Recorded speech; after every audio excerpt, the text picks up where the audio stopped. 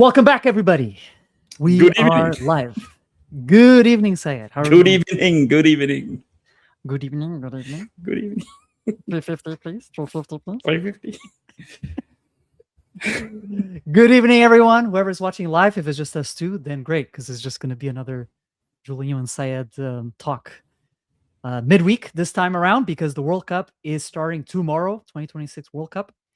And we didn't get through everything that we wanted to discuss on our last stream. So today is going to touch upon several of the topics that we didn't discuss. If there's some things that we want to talk about again, we will do so because we can. And towards the end, we'll do we'll go through a live prediction of what we think the tournament is going to pan out and who we think the winner is going to be. It will be a combined prediction, so we'll take turns. We'll go through the exercise. So I've got things lined up, but of course, as always, this will be organic. So unless there's something in particular that you're craving to discuss, I can start queuing it up with some of our favorite topics. Sounds good. Yeah, we should just, exactly. I was going to say that's one, at least paper favorite or one of the informed team that we didn't cover in the last call. We did not, and there's a lot to talk about. A lot to talk about in here. I feel like even though this is not our first team that it's one of the teams we like, but this is the team probably that we know the most just because of EPL. Oh, I mean, combined knowledge, yes. Like some of these players that we've been tracking and talking about them for almost. Yeah. I mean, Henderson, we've been talking about him for a decade now. More than a decade, man. Like it's from before 2010, I think we started talking. Yeah. Well, there you go. So big changes. So obviously the first one is Southgate no longer coaching the team. It's Tommy Tooks. And then lots of absences, obviously. So I think my first question to you is, are we going to see, because the England from the previous competitions, whether we like it or not, they made it to finals. Like they went late, if not made it to the finals, right? Final or finals. So my question to you is, are we going to see the same kind of Englands, or is, because of the players are slightly different and the coach is different, are we going to see a different version? If so, what do you think that that's going to look like? My expectation is we're definitely going to see a different version, maybe a more mature England. First of all, we'll come to the coaching factor after, but since 2018, Gareth Southgate, yes, his football was boring, but he actually, if you look at all the major tournaments from 2018 to Euro 2024, England made far, two finals in both times in Euro. Then World Cup went to semis, where I think they were fourth in 2018. Then 2022 World Cup, they lost to France. Harry Kane missed penalty. Penalty, yep. Penalty, yeah. Yep. So England's been doing well. So what we will see is definitely the player profile is different this time.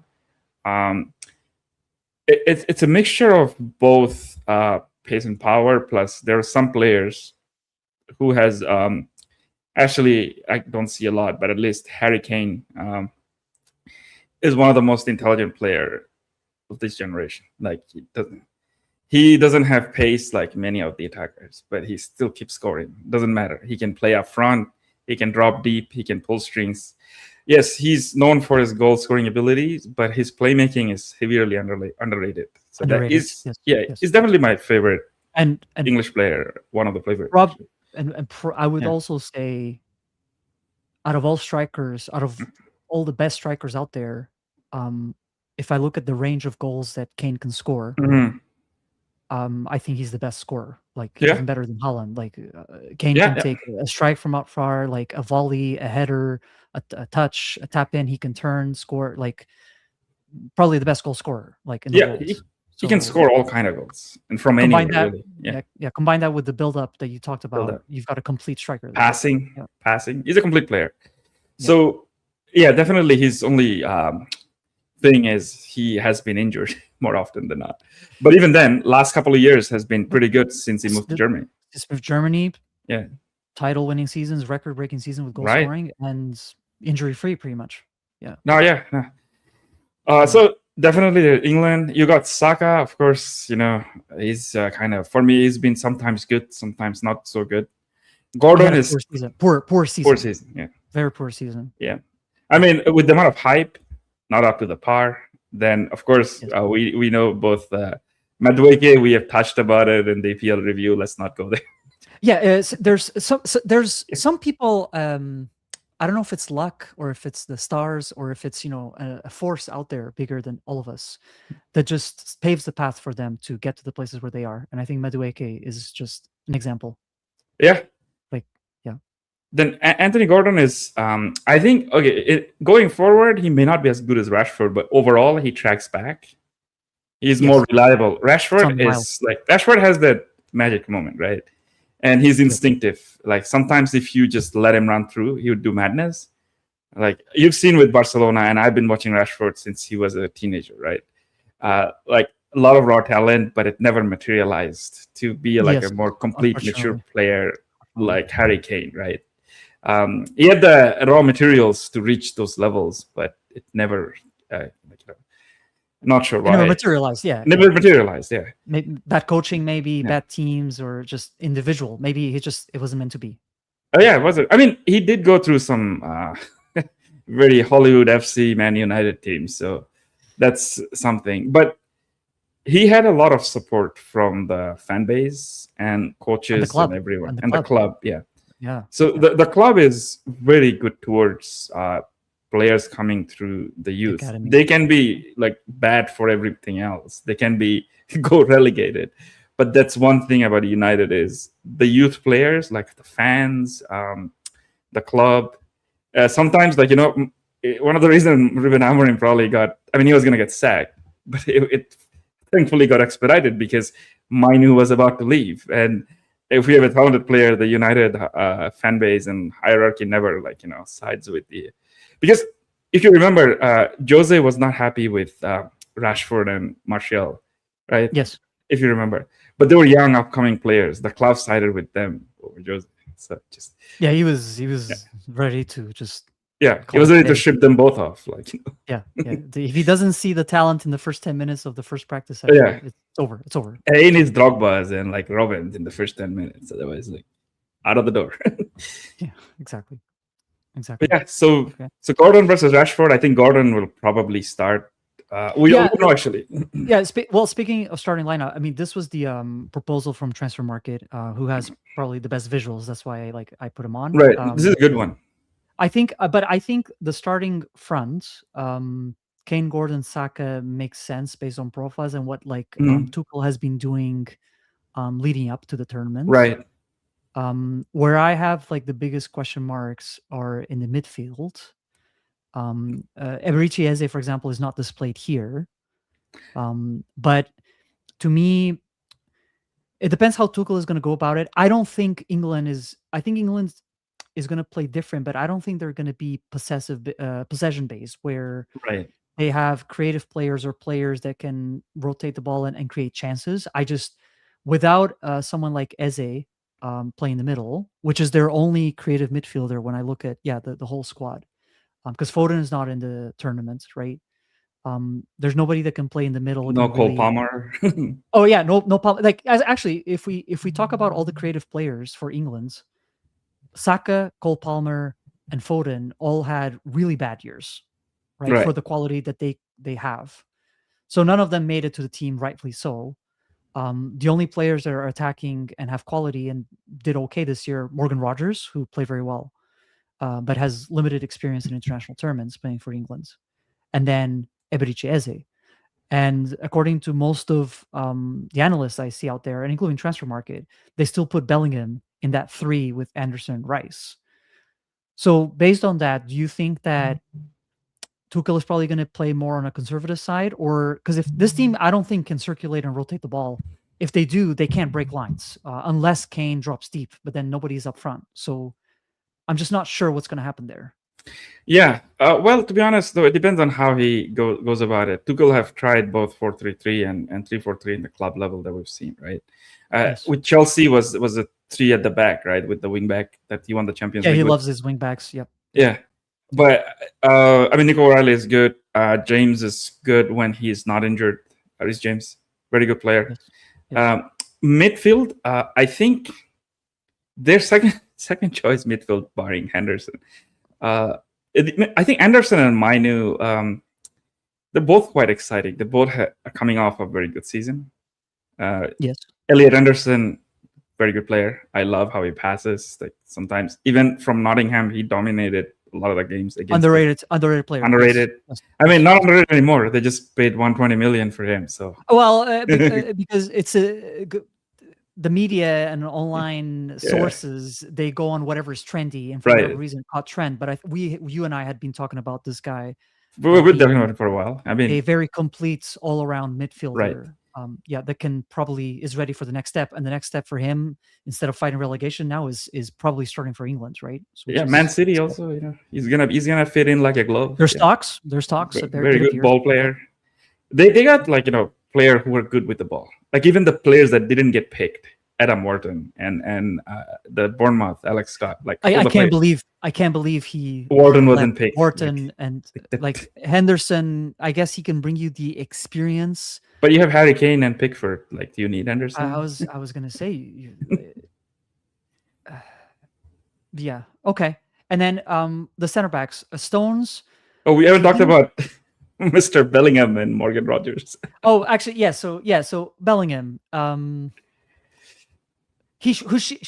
Should Bellingham start? I mean, I think you and I have opinions about Bellingham. What would he bring in that other midfielders or other team members in the team can't bring? Well, I think his quality above the others is he's a good scorer of good goals. His all-round game maybe not as involved as the other three actually, Rogers, Anderson, Mainu, right? Although he may not play the same position as the other ones, like, but attacking-wise, he's not.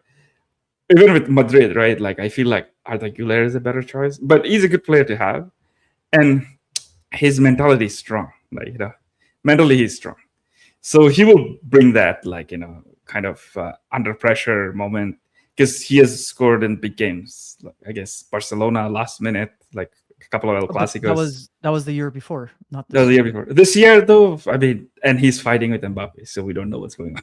So yeah, but I mean, under Carlo, he showed himself, especially in the first 6 to 8 months in Spain, that he could crash the box and score important goals. Right. But other than that, I don't see him having excelling attributes. No, he doesn't dominate the game. Like, for example, exactly. Like I feel like he's not an Anderson. Exactly. Like he wouldn't be able to control the tempo that Anderson or even Mainu can do. No, and Wharton, for example, if he was picked, or Wharton, right? So the only way I see Bellingham adding value here would be if England is holding on to a lead, for example, and there's, say, 15, 20 minutes left, and you want to bring in muscle to the midfield. I think he might be appropriate, but from a passive perspective. Counterattack, right? In transition, he would be devastating at that time. Exactly. But other than that, I rather put Mainu up front, in that if they were playing with the or Morgan Rogers had a very good season, right? So. Or Morgan Rogers, right? Yeah. But they both came in today. I mean, it was like a friendly. They both came in for the second half. Morgan Rogers played okay, actually, against Costa Rica. England won what, 3-0? Was it the final score? Was it 3-0? 3-0. Yeah. 3-0. Yeah. 2 goals towards the end. Yeah, penalty. Yeah. And, I mean, Declan Rice is Rice. I mean, yes, love him or hate him, he's dependable. He'll have to start. He'll have to start. Yeah, he has to start. Like, he's out of all of them. I mean, I know that Mainu had a pretty good second half of the season. Rogers had a good season, but overall, I think Rice had the best season. Like, he was. But he does carry mileage. Those legs have run a lot of. I know this season he played a lot, but let's see. Maybe they can. Maybe tactical Tommy can find something. Yes, I think that will be critical. Is how Tuchel manages those midfields, because Rice played a lot of minutes for Arsenal this year, right? For across all competitions, right? Anderson played a lot of minutes too, especially because Nottingham had a run at it was the Conference League, I think. Nottingham was Europa League semi-finalists. Oh, yeah, okay, there you go. They lost to Aston Villa. Morgan Rogers was playing. You're right. And then, okay, gotcha. Yeah, so both of them had a lot of minutes. Rogers had a lot of minutes. The only person fresh is Mainu, really, because he only played half season. Yeah, because United play way less games and they didn't go far in the other tournaments, right? So with Henderson coming in, I don't think obviously Henderson is at the level required for him to start, obviously, but he might be a rotation piece. and Eze potentially drop in the midfield. I think it will be important to see how he manages all Right. those players, especially as the group stages progress. We'll do the predictions later. So I see that as critical for this team. Whether if they play counter, and they play smart, and Tuchel has shown that he can coach Tuchel is a teams to do good cup well. manager. A cup manager, yes, A yes. very So good cup manager. Yeah. unless they shit the bed in the group stage, which And unlikely, also, but I don't think it's a guarantee. But it's there's a chance there. I think in the second rounds, I think anything can happen under Tuchel. I wouldn't rule him out. It's just a matter no, of for sure. the midfield. Yeah, I think him and What- Ancelotti are the two best coaches in terms of like overall what they have achieved. Tuchel, one thing I like about Thomas Tuchel is that he's kind of in the middle. Like, you know, he likes to shore up the defense, but it's not like park the bus without the ball. He still likes to have the ball, so that's a plus point. I think with the ball, it can be boring, but you can cause damage. So he's always is shown in like Dortmund and other places that he can win. He can get the players playing in a certain way. His problem has always been with the club's hierarchy that he was yes, managing. Yeah. yes. Oh yeah. That is like a whole episode on its own. Okay, and I guess last but not least, because I think the fullbacks, unless there's an injury there, I think the fullbacks. Yeah, are Nico locked in. O'Reilly, Reece James. Yes, like We those don't are need to locked. get to go deep. They're locked in. Yeah. Stones. Even if he plays his wing backs, like at least one of those two will be. Gordon can do wing back, to be honest, like easy. Yeah, so like I think at least one of those two will be there. But yeah. the center back partnership. Dan Barr. Okay, that's the only one I would criticize. I don't know how good of a season Dan Barr had, but I thought, I mean, in the past, we've made fun of Harry Maguire quite a lot. But in the last 2 years, he has shown that he can come up in the very important moments, score, and rise in the big games. Like this year, he scored against Liverpool. Last year, like Europa League semifinal. Like he's been popping up with goals and a lot of experience. I don't sure why Harry Maguire wasn't picked. Everything else I can understand, but this is the only one that I wasn't like, fully.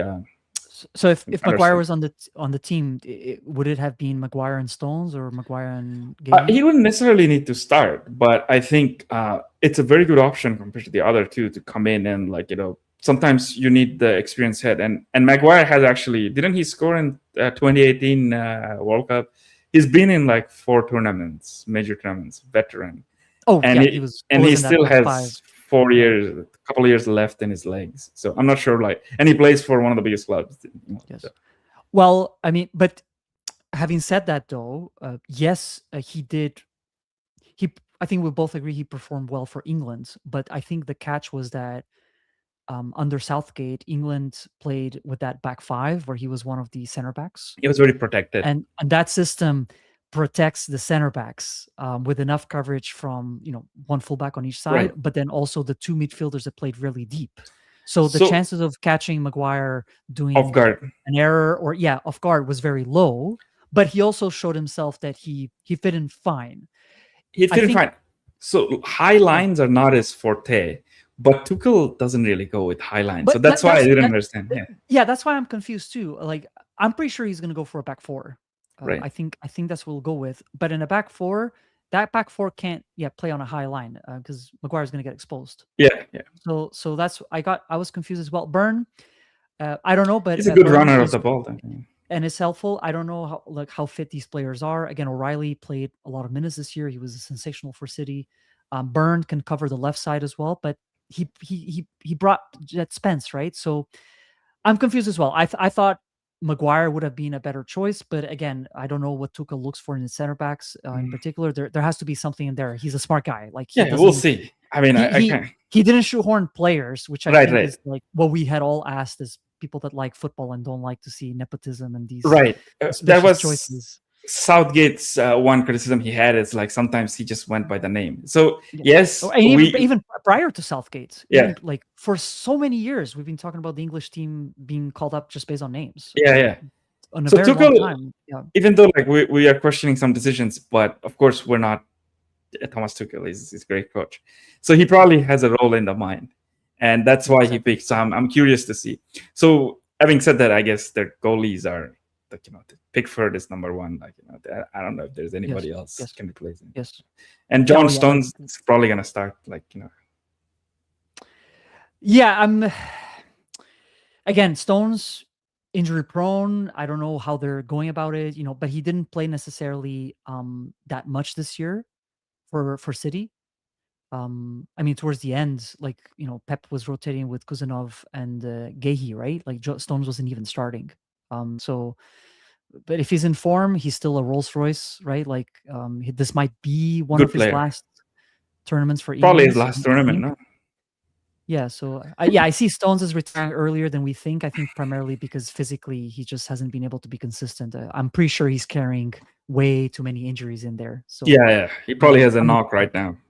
yeah, but when in form and playing well, Stones and Gehi, those are two great center backs. So okay, we'll review England later when we do the predictions for the group stage and the knockout, see how far they get. But there's another team you mentioned before, and it's a team that we really enjoy watching every year, primarily because in the past they've had ballers. This year a little bit different. Yep. Darwin. Come on. Under Bielsa, who's gotten a lot of criticism, who's fallen out, and actually was, I think, responsible for no longer calling Suarez and Cavani. From what I read, he got a lot of pushback and a lot of criticism by Uruguayan fans, the Uruguayan media. This, again, like I got this online, so it may not be 100% accurate. It's very recent, but I looked up, most of the players are there. This team under Marcelo Bielsa, in a group with Spain, Saudi Arabia, and Cabo Verde. What do we think? Is it just getting past the group stage? Because I see players in here. I don't think this is a team to walk over. Like, No, again, definitely maybe not. Bielsa attacks, maybe they get screwed, but I don't know. Like, what do we think? What do we think? Okay, the only game they were probably gonna, because Bielsa doesn't never lock up. Even with Leeds, he was going his full on full We know possession based. That's one thing I respect about Bielsa. He'd never sometimes you respect, sometimes you're like maybe he could be a little more practical, right? He'll do man marking in defense, but high line. But other than that, he's going for the goals. He's going for the goals. He's the progressive manager. He is probably one of the early pioneers of the tiki taka, because all of that. Yes. The Guardiola went to him to like discuss his idea. Yeah, actually, most South American coaches, especially from Argentina, or Chile, like a lot of South American coaches say at some point they borrowed ideas from Bielsa. So he can't be a silly guy. Like he's one of those managers. Maybe he hasn't won as much as he should have, but every team that played under Bielsa, doesn't matter the player level, they always kind of play the same way. That's a sign of a good coach. Yes. Like Bilbao was very hard to beat. Leeds United, he got them from. He just didn't have the player. He didn't have the players. But he blitzed. Yeah, he blitzed through the championship. It was like.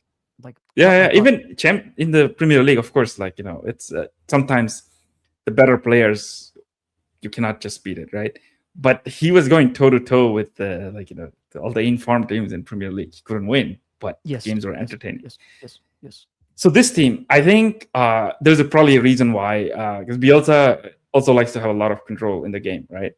Suarez, Cavani, especially at this age, they're probably not gonna listen to everything the coach says, and he has a certain ideas, so I can see why he wouldn't pick them.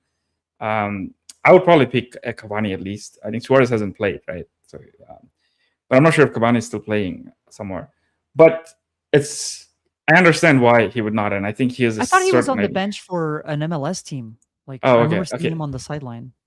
So to be honest, the player he picked, they're playing in the Europe or South American leagues mostly. Oh no, right? he's back at Boca Juniors according to Wikipedia. I don't know. I mean, I lost track of Cavani. So, and the team he picked is actually not a bad team. Muslera, I mean, he's old, but goalies can go longer. They can go play under 40. It's not a problem. He's experienced. Very experienced, and he's performed.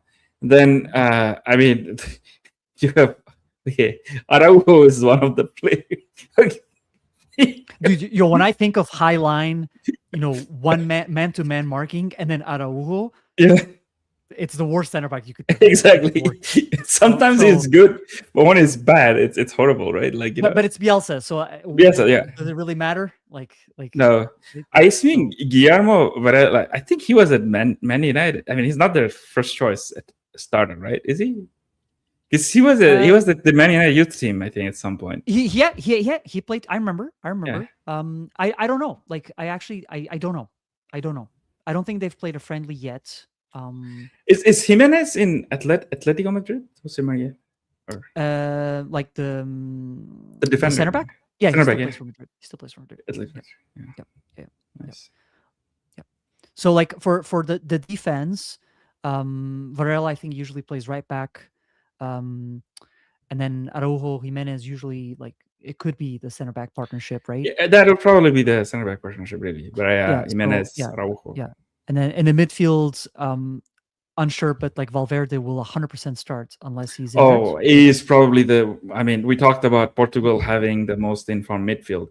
If anybody is on par, is Valverde this year, right? Yeah, and he has the X factor. Like if Uruguay needs a goal, if they need a strike, if they need a cross, a pass, anything in the very last minute, having Valverde on the field, he brings you that X factor. I know. So and they've got other decent players like Bentancur, bad season, but he's not a bad player. Still a good player. Still a good player. What's his name? Maximiliano Araujo plays left back for Sporting, or midfield for Sporting. He had a very decent season. So he's coming in, I would say, in relatively good form. It's just up front with their strikers. I don't know who they're going to start. Nunes. I don't even know, other than Nunes, who, I don't follow the Saudi league, but I think the other guy, Viñas, he plays in the second division in Spain, if I'm not mistaken.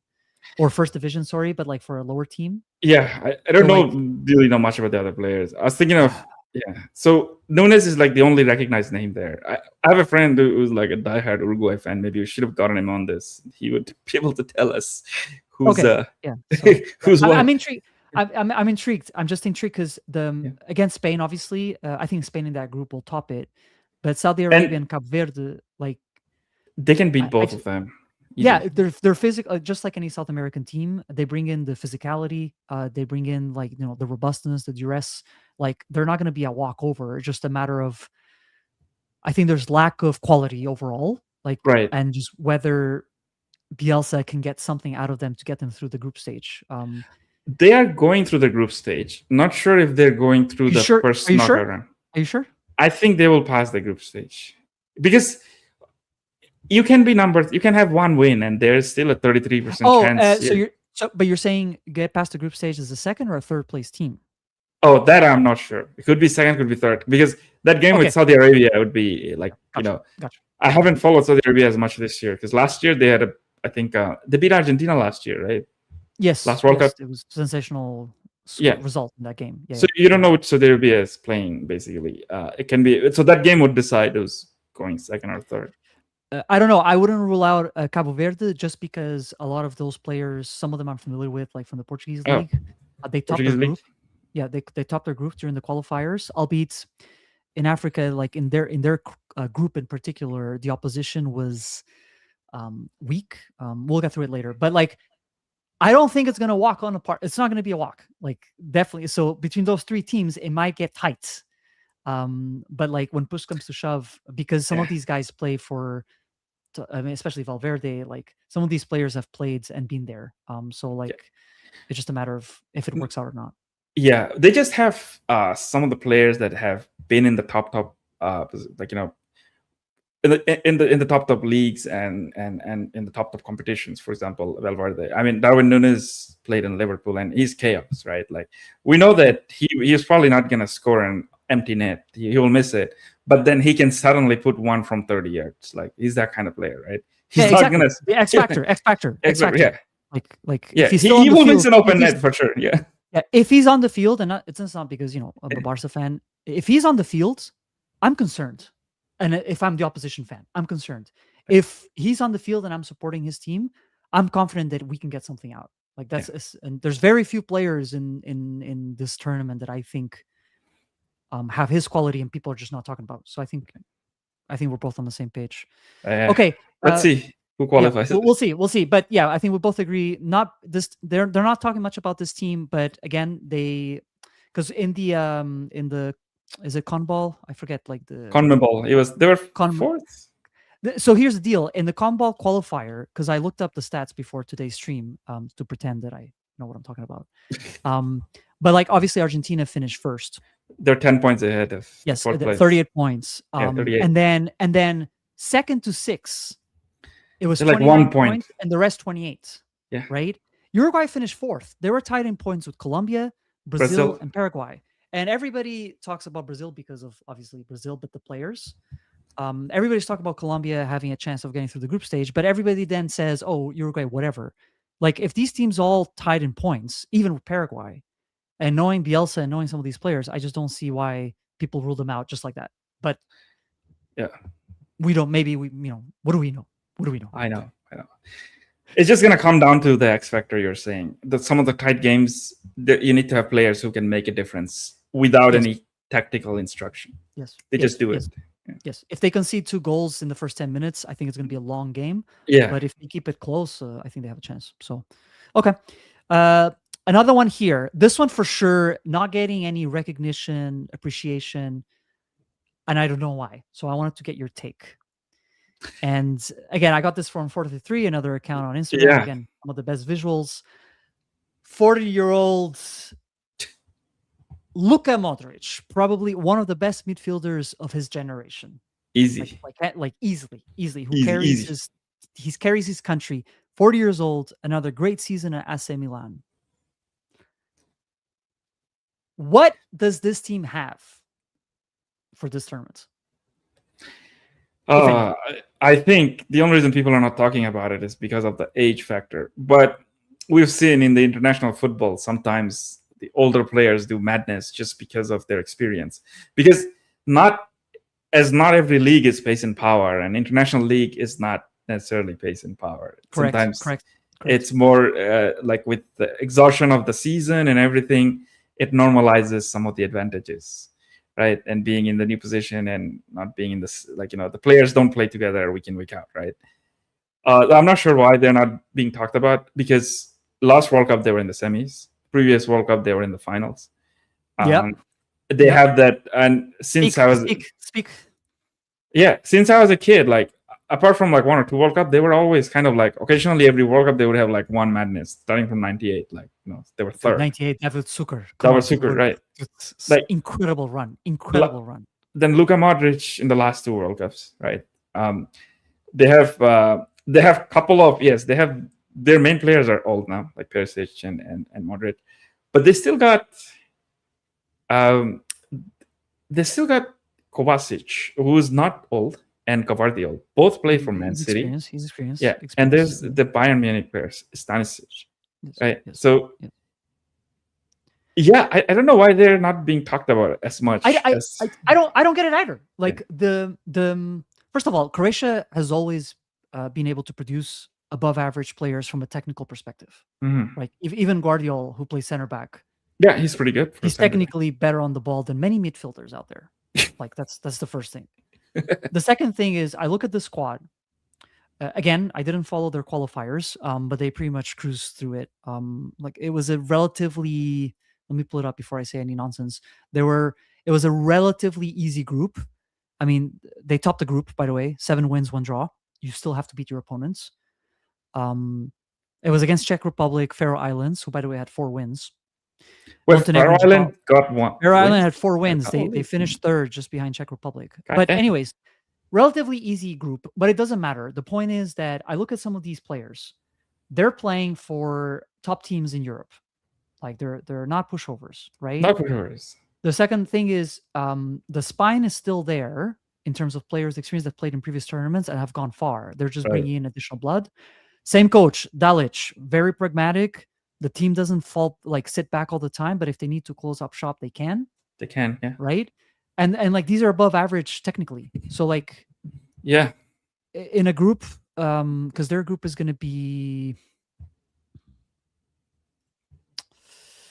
England, right? They're in England. They're in English. Yeah, England, Croatia, Ghana, and Panama.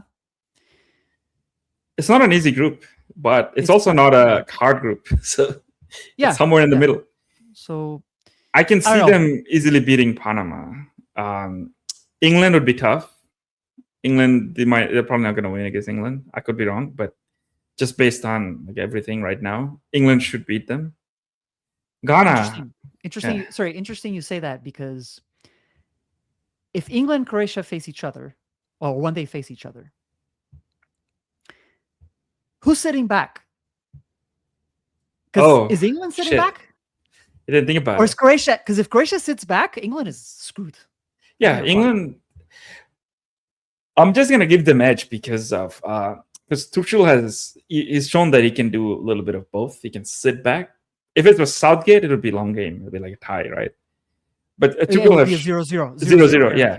0-0. Yes. But Tuchel has shown that he can play against low blocks. So. Okay, so Tuchel is the X factor then. Like I would say, yeah. I mean, man to man, like English players are like, actually, I don't know if technically they're better. They have higher profile, but I mean, Harry Kane. I mean,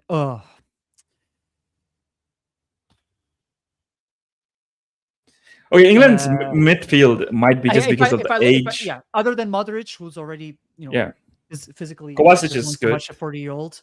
But yeah, if I look at England, like namely Harry Kane, Mainu, Morgan Rogers, Anderson, Rice, Gay, Rice. Like I think there's a few players up there that just bring it to the notch. But in terms of collective, though, like collective is not too far. It's not too far behind. Not too far.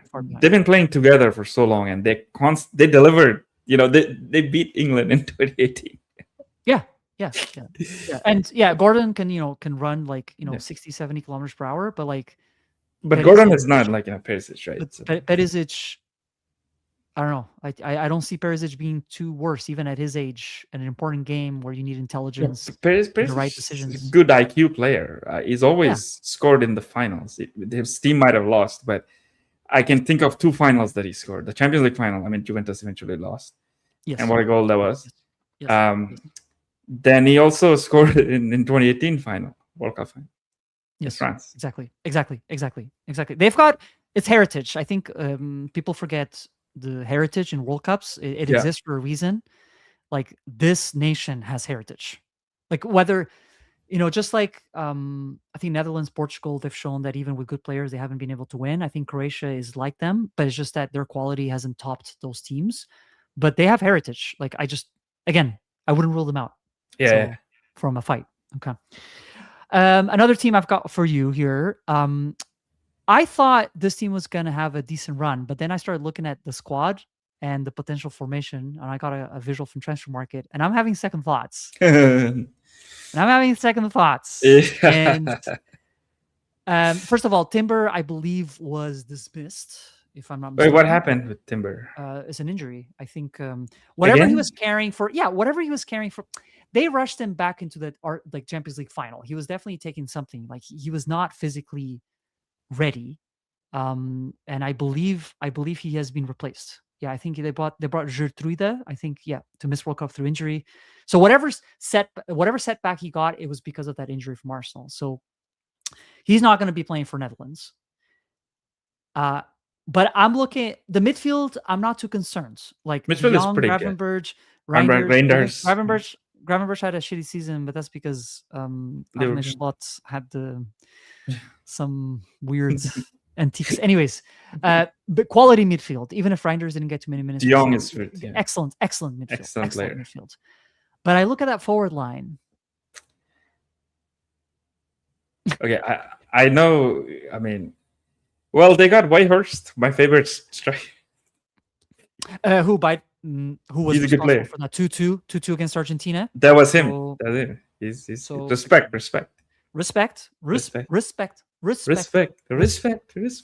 Memphis Depay. What is he playing now? Is he in Brazil?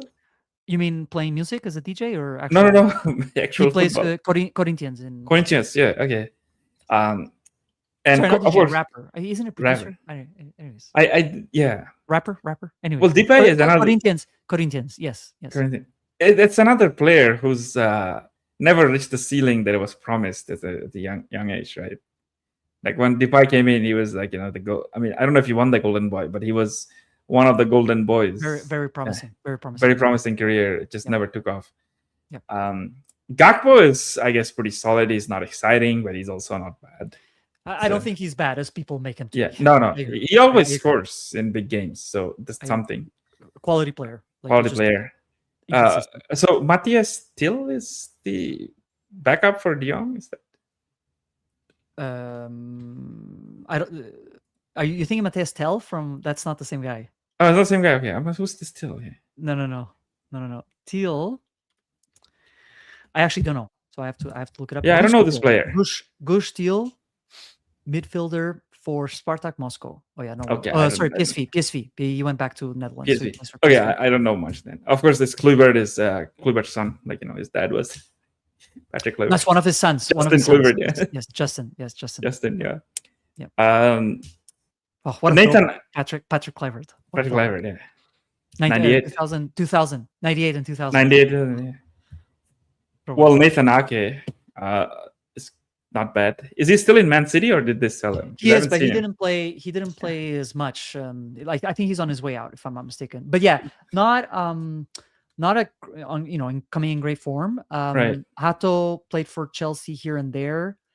I'm not sure how that left side is going to look at, but to me, that doesn't inspire too much confidence. I know Van de Ven can play left back if need be, right. but he's not like technically gifted, right? Yeah, that's also one of the players that I didn't watch much, but I heard so much shit about because of Tottenham. Van de Ven, like here's the best way I can explain it to you. Remember how Kyle Walker, before he eventually left City, for many years, Kyle Walker was one of the most difficult defenders or right backs to play against, because even if you caught him off guard in a counter attack, he could have the pace to come back and make up for it, right? Frimpong is like that for Liverpool. Van de Ven, I think, is the best way I can describe to you, is that he makes up for it with his pace because he's young.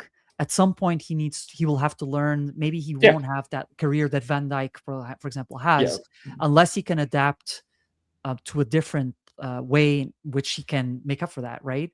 Right now he makes up for the pace. So here in the visual, Van Dijk would be your calm. Yeah, I mean Van Dijk is Van Dijk, right? So yes, and then Van de Ven would be your erratic. No introduction. Yes. So I think Van Dijk can control. Van Dijk always had like one of these guys, and he controlled, like at Liverpool, him and Matip. Matip was the more that he was. Van Dijk was the more the cool head when he played once a quarter. That was a good partnership. But what I'm saying is, Van Dijk doesn't need to rely on pace. Like his reading of the game, passing, everything. I think they got like De Jong is their playmaker, right? And they got the good midfield. But then one advantage they have is Van Dijk is a playmaker from the defense. Everybody tries to be Van Dijk, but not everybody is Van Dijk, right? So yes. And Koeman likes his center backs to. Koeman was like that too when he was a player. He was playing in defense. He's a great center back. Yeah. But with very silky touch on the ball, right? Yes. I'll tell you though, if any of them get injured, like their options, Van Hecke, I think extremely overrated. Wait, where does he play? I keep hearing. He plays for Brighton. He is capable. He has that bozo gene, by the way. Like he's capable of giving the ball away, making a mistake, just irrational decisions. So like if one of them gets injured, which is possible because Van de Ven, the way he runs, he can pull a hamstring any minute. I'm not sure. But I think the biggest problem is up front. Noah Lang, he's a quality winger. Malen, not clinical. I don't see him. I think Somerville is better than him. So I would probably play him ahead of him, ahead of Malen. I'm not convinced in that front line whether they're going to be clinical enough, because Koeman can be he can be a pragmatic coach. It's just do they have enough quality there? Their most needs, right? Their most clinical player is Gakpo, who's not known for being clinical, right? Relatively. He's definitely not clinical. No, I mean amongst the 3 or 4 whatever they have, like Depay is good, but he's not a finisher much. Yes. And Weghorst is a very good hold-up player, but again, not the best finisher. So exactly. Okay. Yeah. So the doubts, right? Like not the doubts in this a bad team, squad, but lots of weak points. Okay. Well, we have seen crazier things happen. So yes. Okay. A brief mention of the host nations, because if we go to USA, um, America is playing Paraguay, Australia, and Turkey, right? Tough We'll get to group. Turkey after as well. Yeah, I don't think other than Turkey, I think the rest, based on play style and like the kind of players, and I don't think there's a clear cut Favorite. second team. Mm. But what do we think? Again, I haven't watched too much of Pochettino, USA Pochettino's. I know it Yeah. started very bad and it got progressively better. But I'm looking at some of these players in here. Do we feel like USA gets a chance at making through the group stage with this squad? Well, because how the tournament is, it's 48 teams and three, like 8 out of 12 teams are gonna go. Like even they have it. Like, this is probably the, I don't know how strong they are. I mean, they have probably the best coach that I've seen coach USA, but before they used to have better players. Maybe for Oh my yeah, lack of there's no Donovan, there's no Clean Dempsey. Like no clean MC. There's no like they had there's like no 3 Howard. world class goalies at some point, like Brad Yes, Friedel and stuff. Like you couldn't go score against them. Friedel, Howard, and Hard, what yeah. was the other bald guy? Uh, That he played for Villa, I think. Kessel? Yeah. No. Well, him Kessler? too, but no, not him. Yeah. It's bothering me now. Yeah. Brad Guzan. Guzan. Yeah, good. Yeah. But yeah, so now like Pulisic again, another wonder boy that didn't come through to his heights. Right, very good, a lot of potential. The LeBron James of soccer. I know. Expressions Didn't make it. But I just realized I don't really know most of the other players as much. I mean, I know I've seen some of them here and there, like the Aronson from Leeds. Yeah, you'll recognize a few here. Yeah. So Robinson, Then Roldan, yeah. back. Chris Richards, he's a good center back for Palace. Dest, oh my God, what a bust.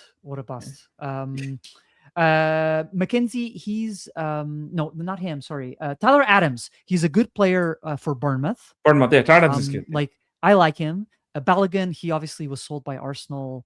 I didn't follow him in the French league, well, but he Balogun was.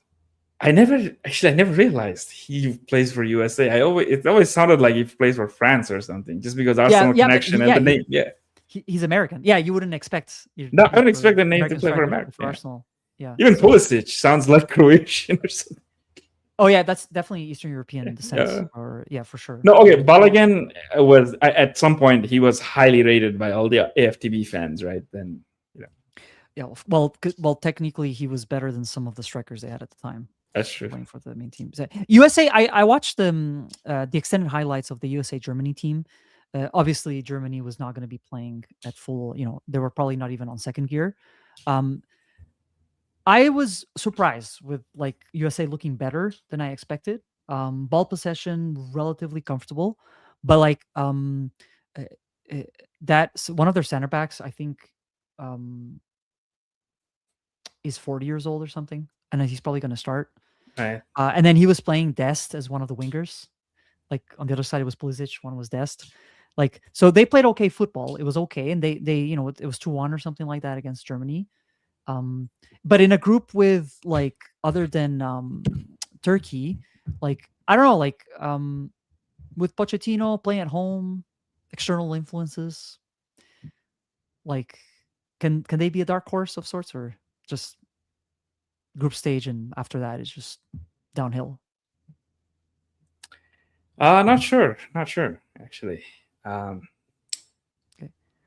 Not sure if they make it. So because usually host nations do okay or better than expected. Qatar, I think, was an exception, but that's because they were the quality was just not there. Yeah, Qatar was an exception. This one, I think, USA can make it to second round. It's home turf. They have made it the second round before many times.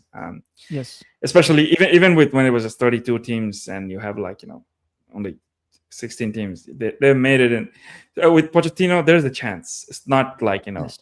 a write off. So yes, yeah. I'm just suspicious because host nations get in by default. I just we haven't seen them in qualifiers, right? Yeah, because I think Canada did good in the last World Cup qualifier, better than USA, if I remember. Okay. Yeah. So I see them potentially making it through, but I definitely don't see an upset of any sorts.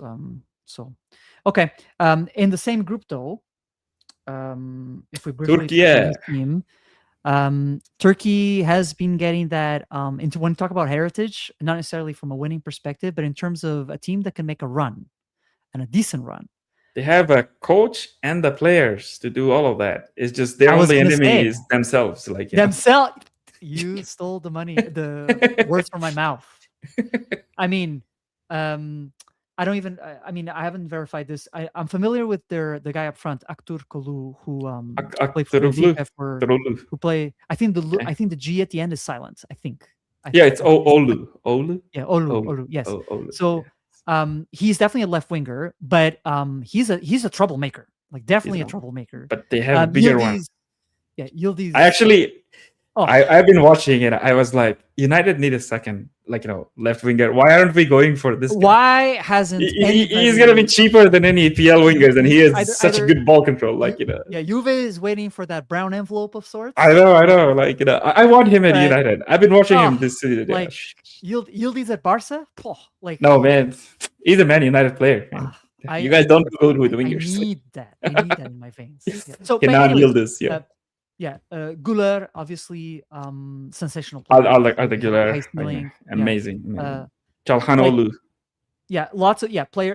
Kadiolu as well, like great player. I like him. Yes, you have Soyuncu as a backup now. Soyuncu was a good defender in EPL. Was he? Wasn't he the Leicester defender? Yeah. He was he the one? Like, he was decent. Okay. I know Leicester had really bad center backs, like Faiz, I think. Hoot was good. No. You're thinking Premier League. After that, Premier League champions. No, not them. Morgan and not them. Later on, they've had really bad center back. I think Soyuncu was one of. Soyuncu was there. The era you were thinking about, he was there. Yes. I know Bartaki was the one that made the mistake in the game against Portugal in the last Euros, if I'm not mistaken. Yeah, last Euros they won every game in the qualifiers, then lost every game in the Euros. What was that? Yes, it was a huge upset. I mean, in terms of disappointment, right?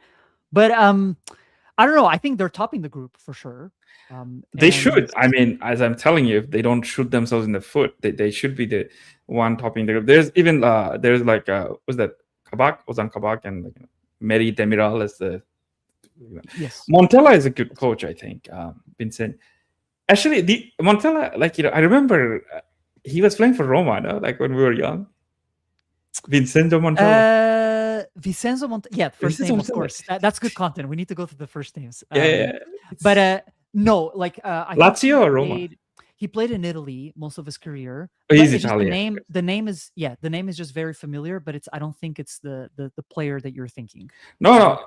There's another one, but I remember he definitely played. It was either Lazio or Roma. It was one of the two Rome clubs. Yeah. I'm leaning towards Rome, but I could be wrong. Like Roma, like his name strikes he brings in the structure for sure. They finished just behind Spain in the qualifiers. I think they got destroyed at some point by Spain, but Spain was just on fifth gear at that point. No, I think it was in Turkey, and they didn't go defensive because they were in front of the home team. And against Spain, if you're not a big team, yeah. Okay, so then they tied in Spain though when they parked the bus. I think. Yeah, it was the 1-1 or 2-2. Yes. Yeah. So I'm excited. Like I'm really excited to see them. I just hope it's not like 2 years ago. No, I know. I just want them to. I especially the attackers like Yildiz and Güler. I have high hopes. I've been watching their highlight reels quite a lot. Because even Kokshu was the best player in the Eredivisie. Oh really? Yes, and then he got transferred to Benfica. He was a huge flop, but I think there's coaches and other problems, and he wasn't played in the right position. He's a quality midfielder. It's just that I think. He may not. He went back to Turkey. I didn't follow his season, but he's still a quality player. They've got a good squad, like good quality players. So the question is, like you said, are they going to be facing themselves at the end of the day? Yeah, Çalhanoğlu has been very good for Inter Milan in the last few years. He's been Champions League final, won a couple of Scudettos. Oh yeah, no man, they're good. They're good. Okay, this is a team. I think another team not being talked about a lot just because they're their own enemy. But last time they were at the World Cup, they were third. No, but I think they're not getting love again. But that's why we're doing this video. Just like Croatia, I think them second in terms of it's not going to be a Let's walk see. in the park. Dennis Gould, he's a backup striker for Porto. Um, um, I don't see Dennis much Gould. strength there, but overall, I think they've Is got it? enough artillery. Yeah. Yeah. Okay. Another visual I wanted to show you. I don't have the Mexico team here, but that's because I looked at the squad and honestly, man, like, actually, It's I have not it the here. same Mexico. Dude, I don't recognize most I of the don't team, recognize anyone and anymore. which is uncanny because usually, Because unusual because usually, like, I can see spot here players and be like, okay, yeah, I familiar don't with know them. anyone, Obviously, man. Jimenez up front, like Yes, Fulham. I saw a crazy stat recently. Like, I don't think he ever missed a penalty in the Premier League. Oh, Jimenez. Yeah, Also Jimenez. he has 12, 13 penalties, I think, in the Premier League. Never missed one. Yeah, man, I don't really follow any of these players. It's surprising because Yeah, before I'm we not would familiar. follow I can't even so speak. many. Yeah, we cannot speak. Let's see, but Mexico should do well in their own. Well, actually, Vasquez, we know. I'm not sure about that either. But Wait, who's in their group? it's South Korea, Czech Republic, or Czechia these days, and South Africa. I'm not sure. Man, I think Czechia and South Korea are taking the top two. Maybe who Yeah, knows?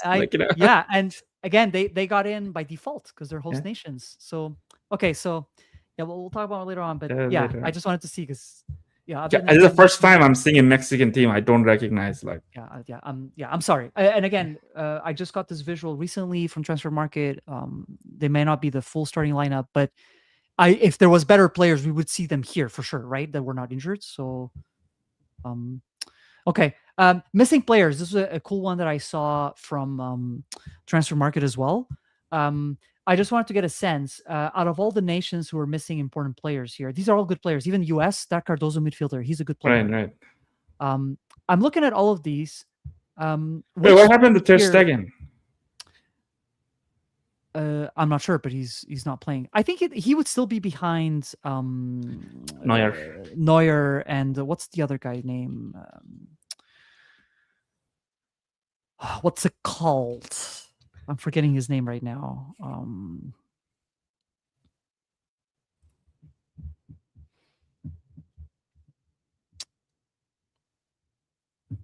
Nubel, the goalie for Stuttgart.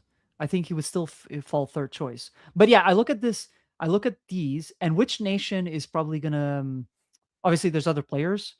Which nation is gonna suffer the most with some of these absences? I mean, obviously, Brazil has three. Brazil has Brazil won Estevao. It's not because of injuries, because the coach didn't pick him.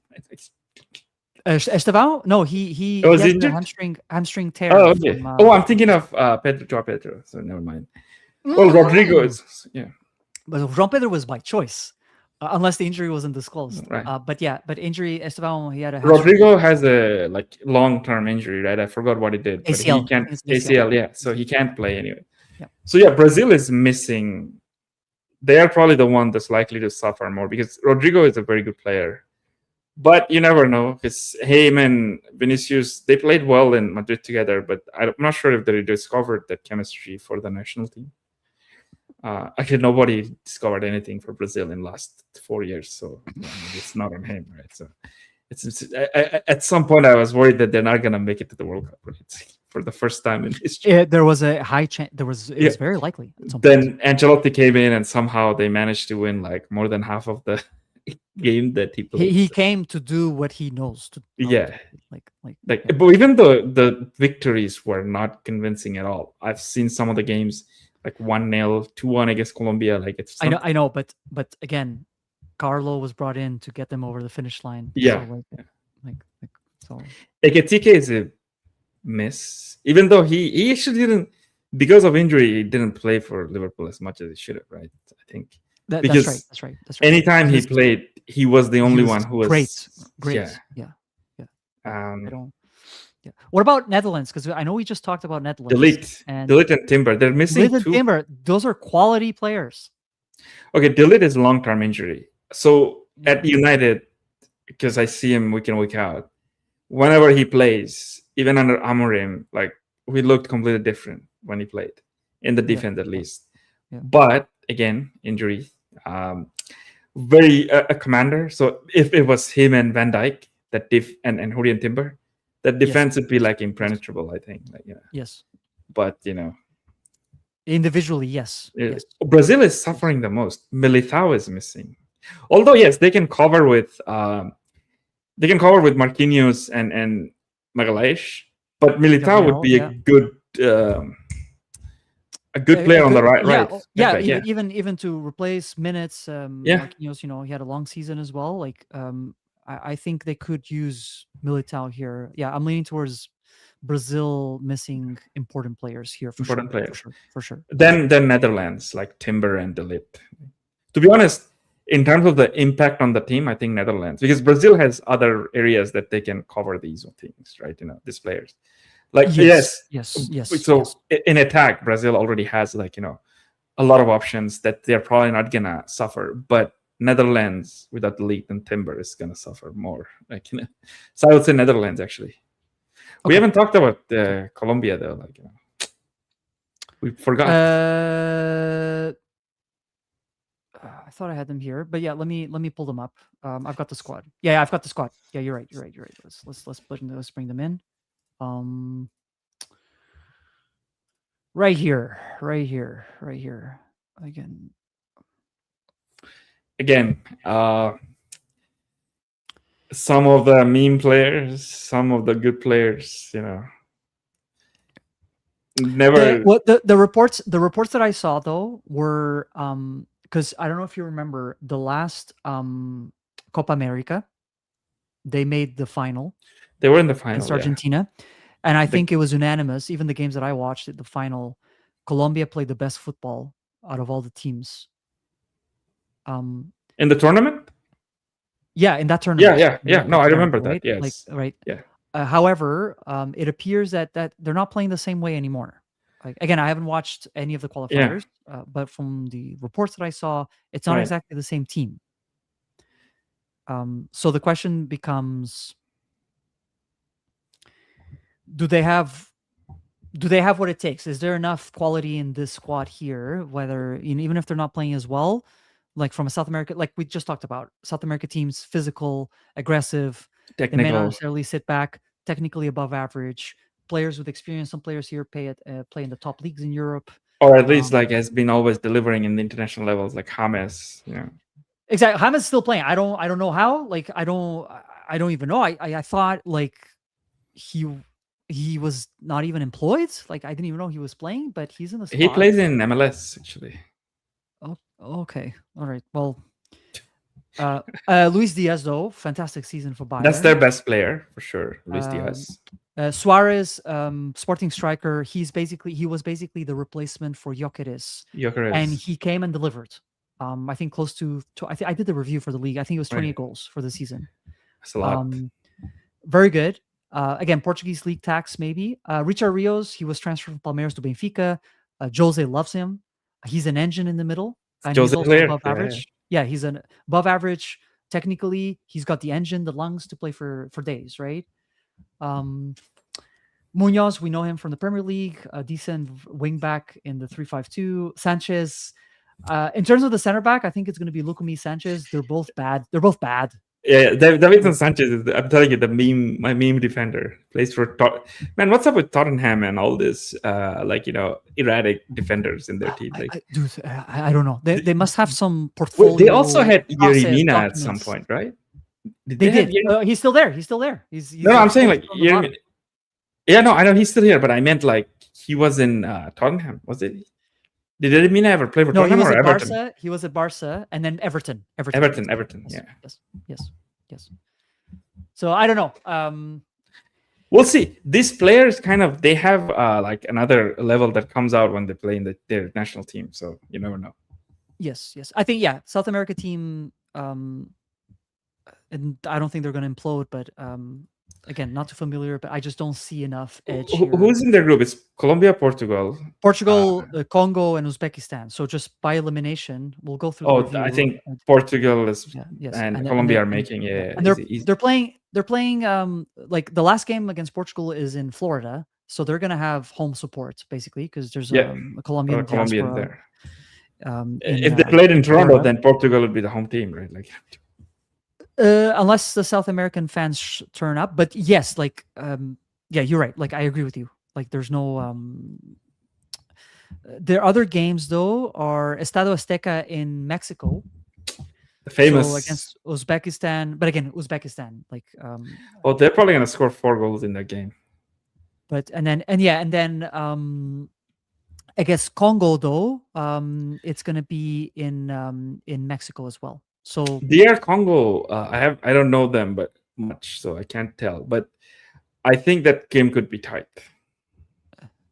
I agree. I agree. I agree. I agree. Especially if Congo comes to play to win. Right? Yeah. And it's their Because second game. It's the second game because Colombia and Portugal play last. I think Colombia and Congo probably want to get a point at least before heading into the last match day. Right? yep. Yeah. Yeah. I'm assuming Portugal should. I mean, we don't know depending on who starts. You can win all 3 games. You can also tie all 3 games. Just You know what? Let's before we do predictions, let's just talk about this nonsense. To be honest, though, like do you have I any had to watch video the to game. show I us? had to watch. No, I'm not. No. If I show a video, it's going to be copyrighted. I like, and I got to get strike on the channel. So Portugal played Nigeria today. Obviously, it was a friendly at home in Portugal. They beat Nigeria 2-1. I watched the game after because it was during work hours. No surprises. Portugal played garbage, especially the first half. And guess who was starting up front in the first half? Ronaldo. I saw him miss like a couple of good chances. Yes. So I think like the main papers in Portugal defined it as clumsy. His performance was clumsy. And again, it's just more, I mean, it's not an agenda. I think it's just beyond a reasonable doubt. I don't get it, right? Like, what's the reason? Portugal, it's not like, okay, he's one of the best players in the history for sure. But Portugal had one of the best players in the history for a couple of generations at least, right? The others don't get the same treatment though. Why he's getting this treatment?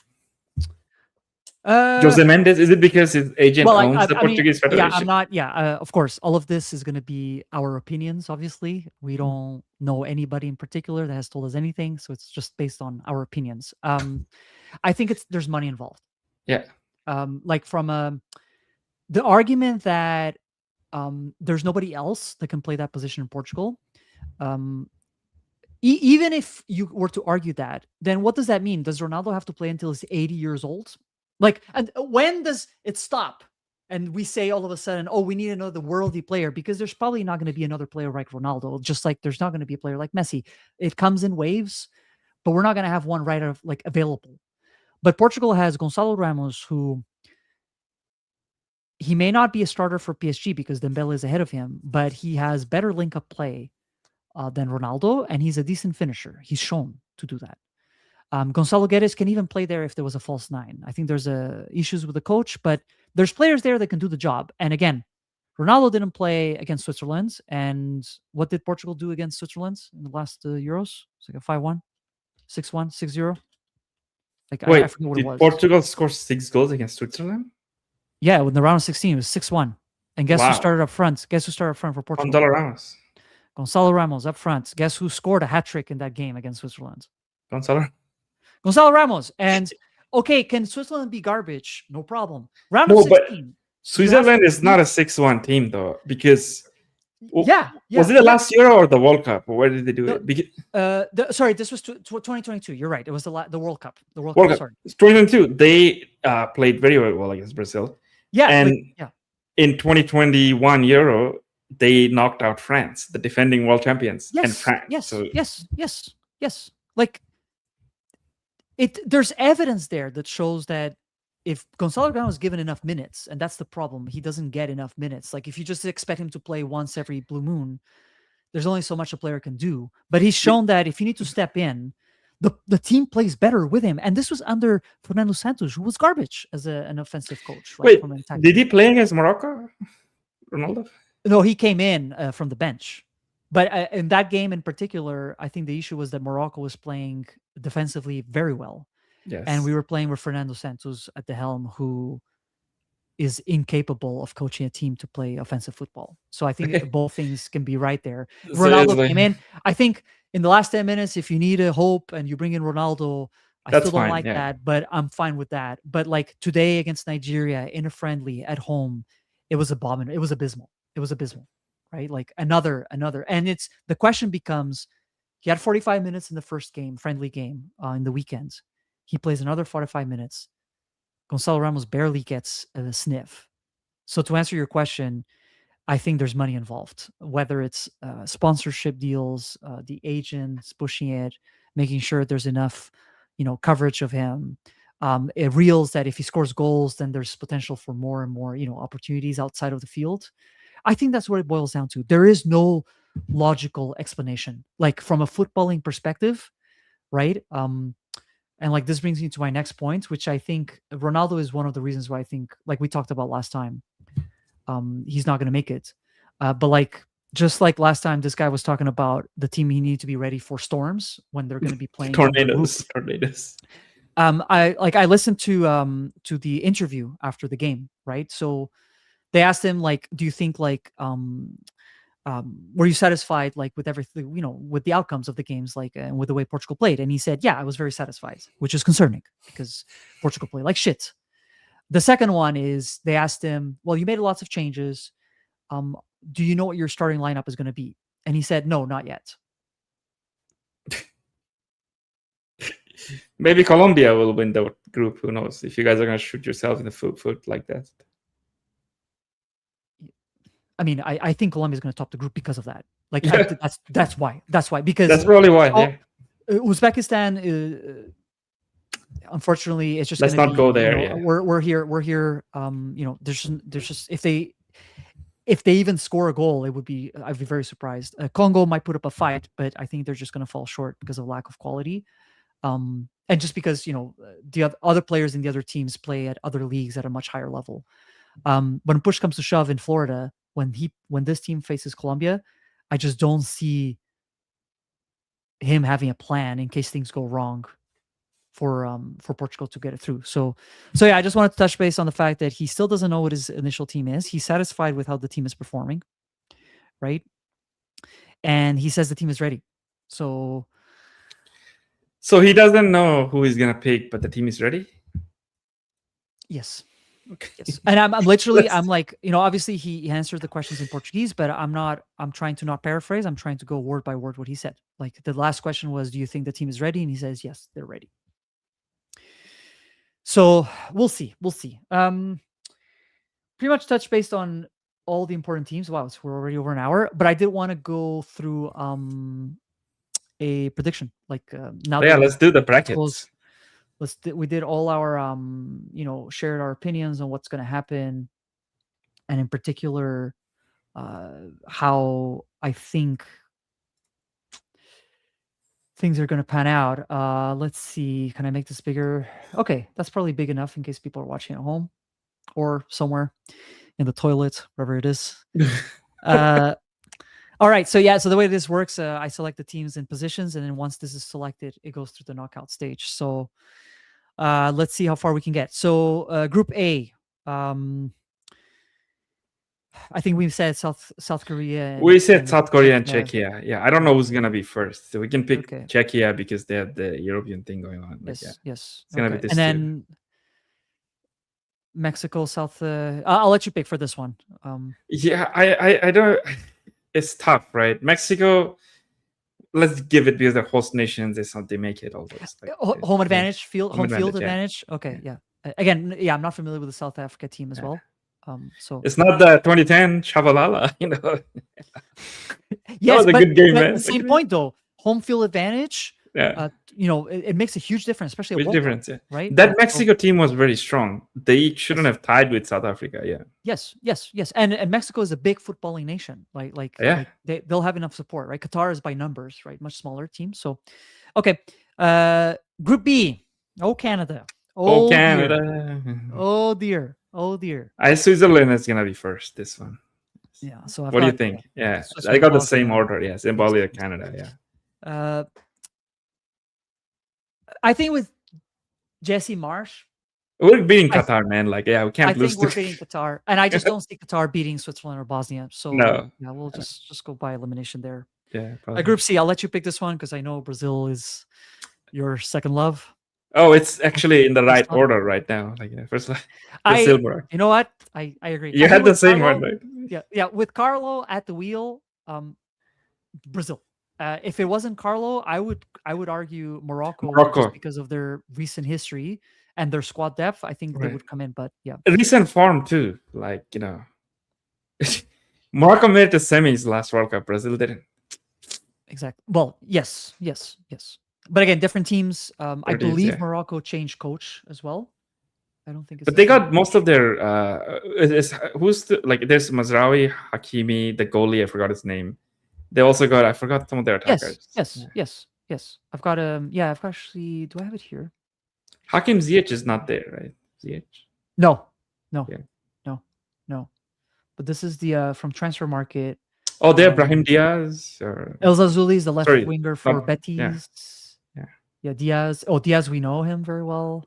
Sophie. Oh, Amrabat. Forgot about him. He played. Yeah, yeah. So unless, yeah, if this is the starting lineup, like again, they changed coaches, but I think they changed coaches. That's not the same Wait, is coach. he a Moroccan coach? Wahabi? Wahabi? Wahabi?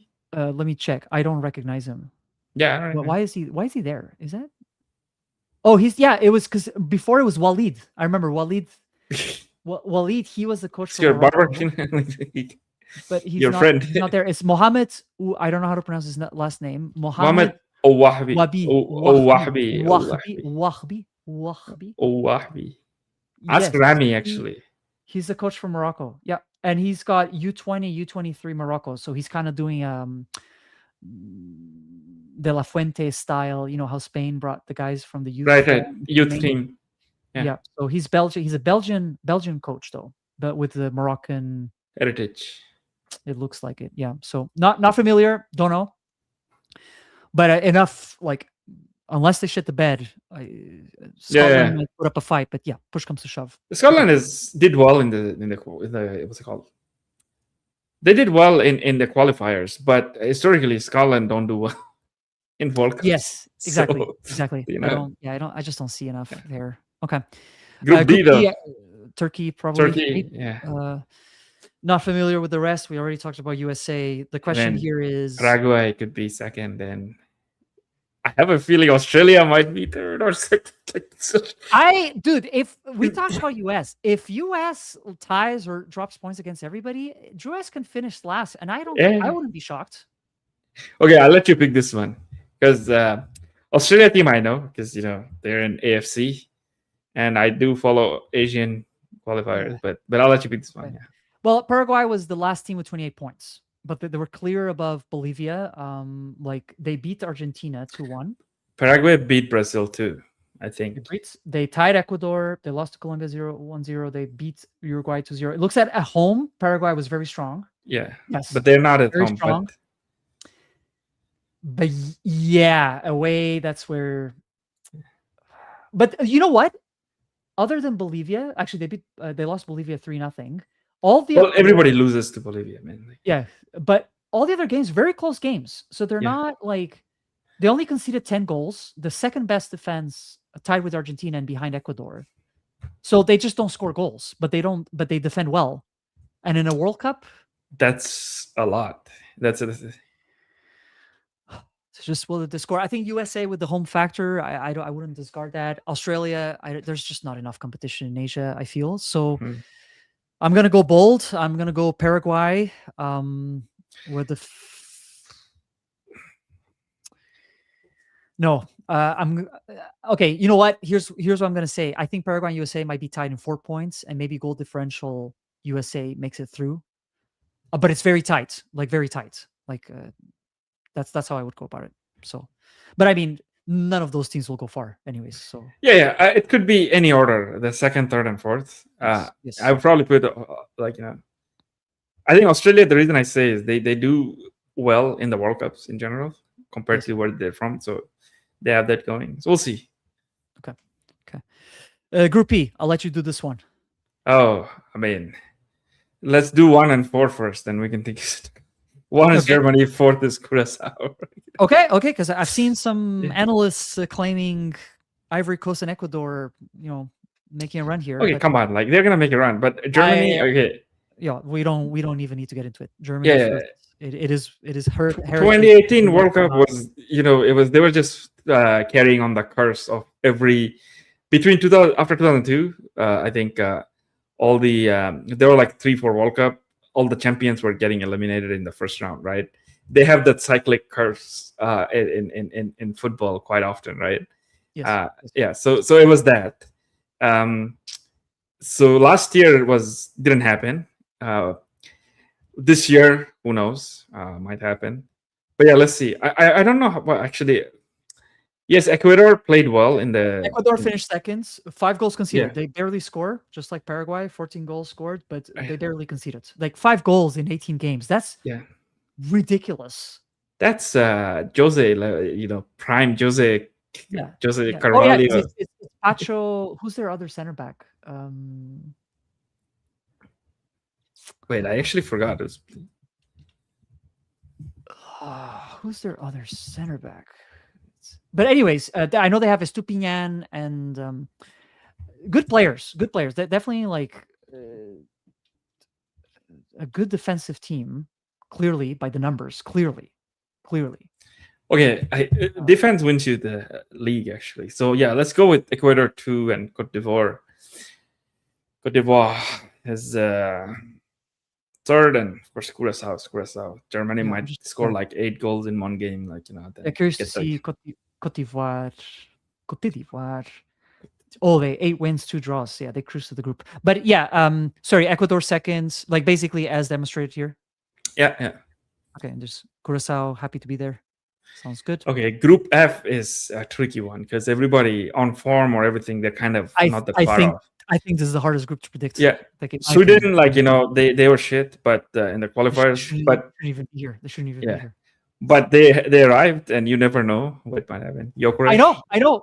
Isak, Gyökeres, Alexander Isak, Alexander Isak, Gyökeres, Karlström. Ilanga, Anthony Ilanga. Oh my god! All runners, man. Like all are road runners, like Sonic the Hedgehogs. dudes, motorcycles. Yeah. Tunisia again, like strong team. Japan, one of the best teams from AFC, and yeah, I mean, Netherlands how would you go? I would just pick the first one. Then you can go in any order. I don't really know. Like Netherlands, just give it to them. They have something extra compared to the others. Then it's gonna be I don't know. I mean, based on recent years and recent tournaments, so Sweden shouldn't be there, and like they were horrible in the qualifiers. Like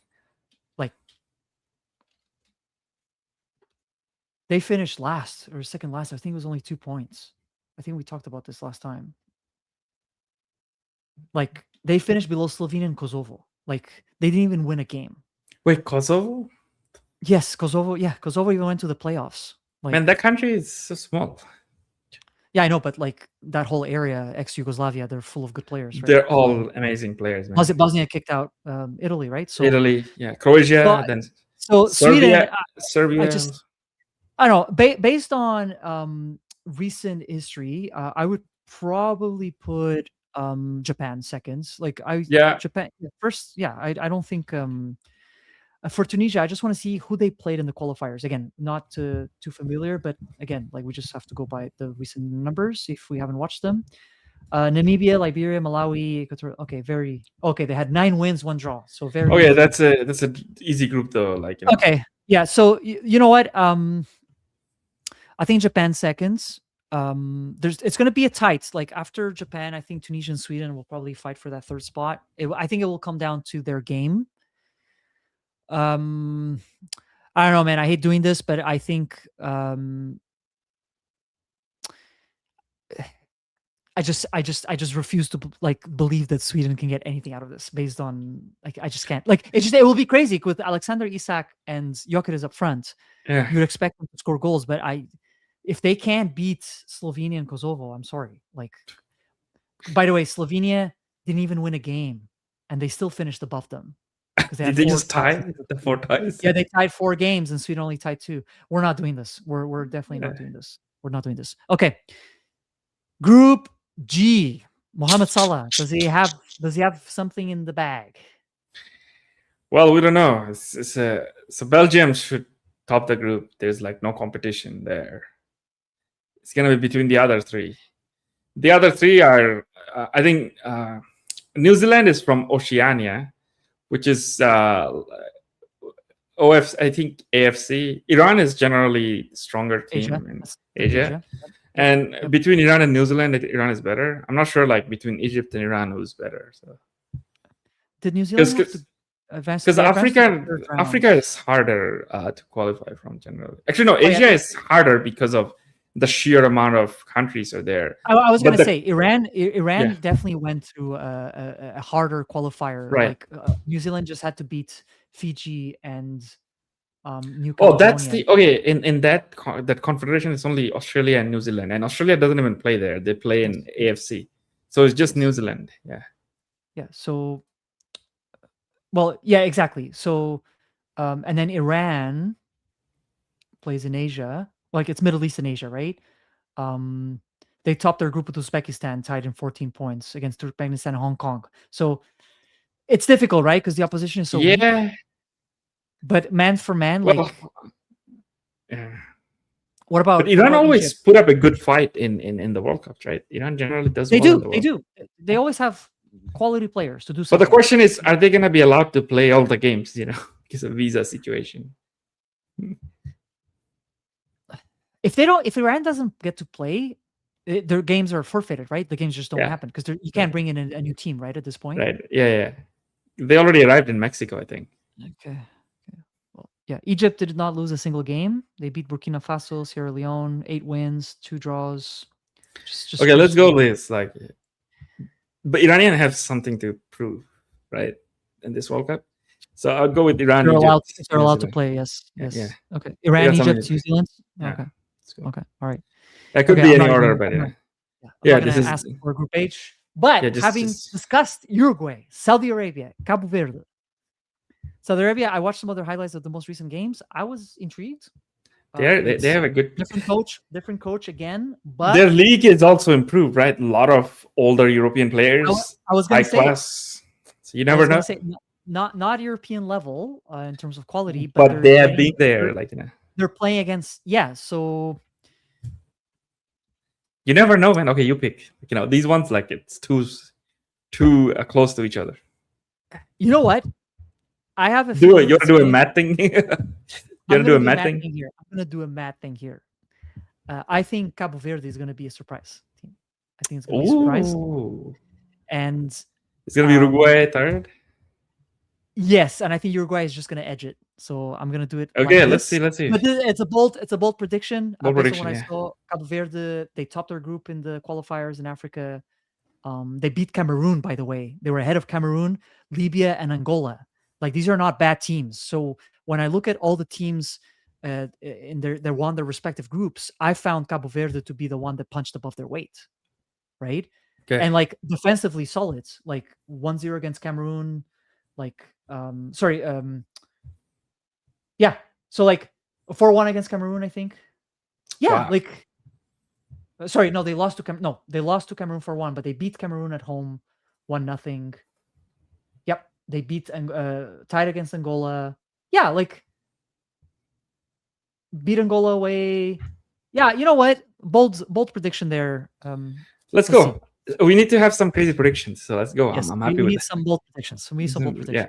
And it is what it is. Group I: La France, Le Sénégal, the Vikings. Well, this one is just gonna be France and Norway first and second. Then it's gonna be between Senegal and Iraq. Given I don't know, Iraq had a pretty exciting campaign, but Senegal has been more stronger in general. So it could be Senegal win the AFCON. AFCON, yeah. So it could be Senegal or was it Morocco? Or we don't know. No, Senegal won, but then it got like forfeited, so Morocco got it like to some technicalities and stuff like that. So you mean brown envelopes again? Yeah, who knows what kind of FIFA is all about envelopes. Man. Like, why is the World Cup in here? Like, you know, everything is 10 times the price. Okay. But I mean, Sadio Mane, like Sadio Mane, yeah. Let's go with Senegal. Isn't Leroy Sané? Leroy is German. German. Yeah. I think it's Sadio Mane. I'm pretty sure. Sadio, no, Sadio. I just always like to say their name in like in rhymes. Leroy Oh yeah. Sané, Oh, Sadio okay. Mane, like Gotcha. Gotcha. Yeah. Yeah. So, do you think Iraq Senegalan. has? Yes, Okay. Okay. All right. Perfect. Iraq can surprise. I'm not ruling them out. I'm saying third and fourth could interchange, but I don't think the first and second are going to Yeah. interchange. I think it's going to be a fun group. Yeah. Except Deschamps with France, we know what's going to happen. They're just going to do whatever they need to just get a win. Well, to be honest, though, the France hasn't had a soap opera in like 14 years, so this might be a time. Maybe it's Is that year, and it's that apparently, Mm. Mbappe left for Spain for personal visit, and team is not happy. I saw on Twitter. It could be rumor, could be like just people trolling, but knowing France, it's also not non-zero probability, right? So Okay, Yeah. but still France first though. no, it's still Or- France first, but I'm just saying a soap opera is not out of the question. You know what? When you said soap opera, you know what? If there's a group where we can have a massive surprise, I think this is the group. Yes, yes, same here. You know what? Okay. So at least we said it. Like other than Cabo Verde, which is a bold prediction, but not necessarily based on facts. I think if based on emotions here, Group I think soap opera is bound to happen. It's about time. We need that. We need that. Okay. Imagine Kante and Mbappe not talking to each other. We need that in live TV. We need that. Group J. All right, Group J is already sorted the way it should be, like Argentina, Austria, Algeria, Jordan, right? I'm not okay. You know what? Let's just move on. It's getting late. I don't disagree. I don't disagree. Group K.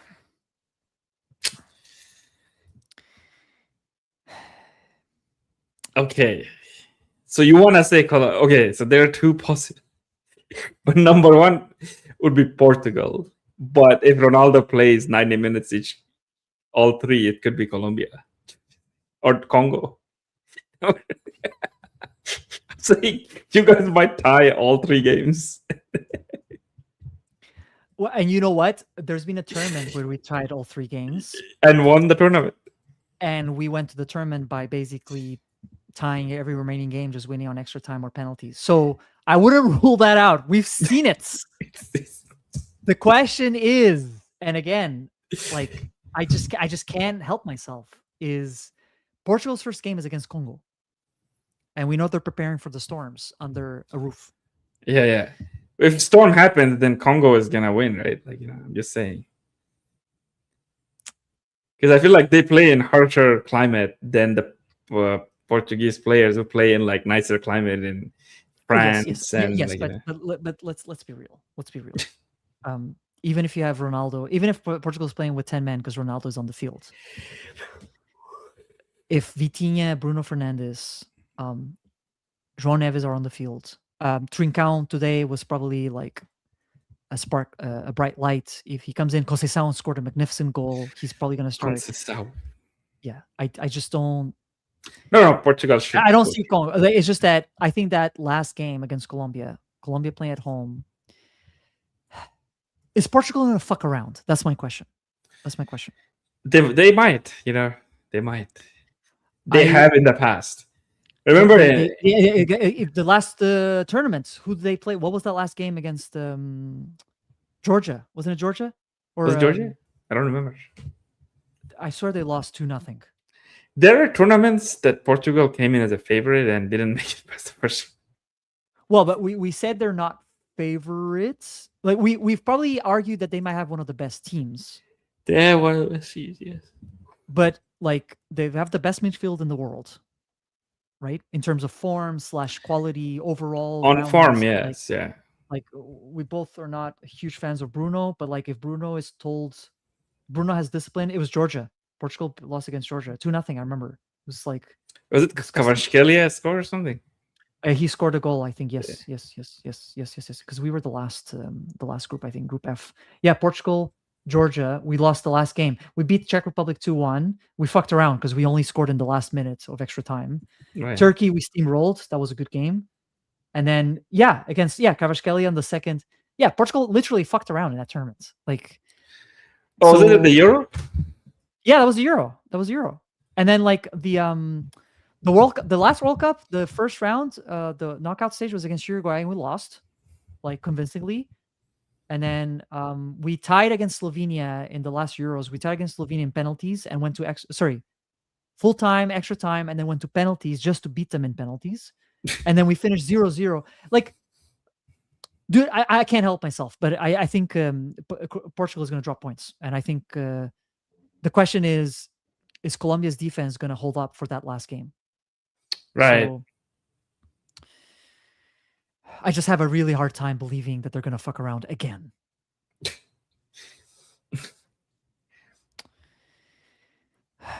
I think I've exhausted my bold predictions, so I think I'm going to go with Portugal just edging, maybe either goal differential or just not fucking around. But you know what I mean? Like, if Colombia finishes first, I wouldn't be surprised. So we'll leave it at that. Yeah, and Congo's third for sure. All right. Uzbekistan is not winning a game, I think. Okay. Yeah. Even with Cannavaro as coach, it's not happening. That's not happening. You can't. You need good eggs to make good omelets. I know. You need good eggs. Okay. Last but not least, Group L before we make it to the knockout stage. England, Croatia, Ghana, Panama. I don't think there's a debate. All right. I'm not going to debate that. Okay. There's no point debating. Okay. For the best third place teams, it's 8 out of 12. I do have the groups next to me. What I can tell you is, I think there's going to be groups where there's going to team that's going to get destroyed, like lose all their games. So I would pick those. I would help ourselves to make things a little bit easier by just going through those. So the group with Curacao, we picked either Ecuador or Ivory Coast. Yeah, so Ivory Coast in there. They'll be Curacao. Yeah. And then the Uzbekistan, I think Congo will probably beat Congo. them. Yeah, Congo will probably beat them. Yeah.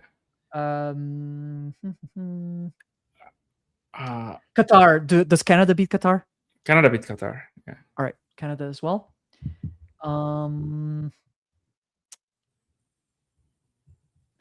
Iraq. Does Iraq lose all their games?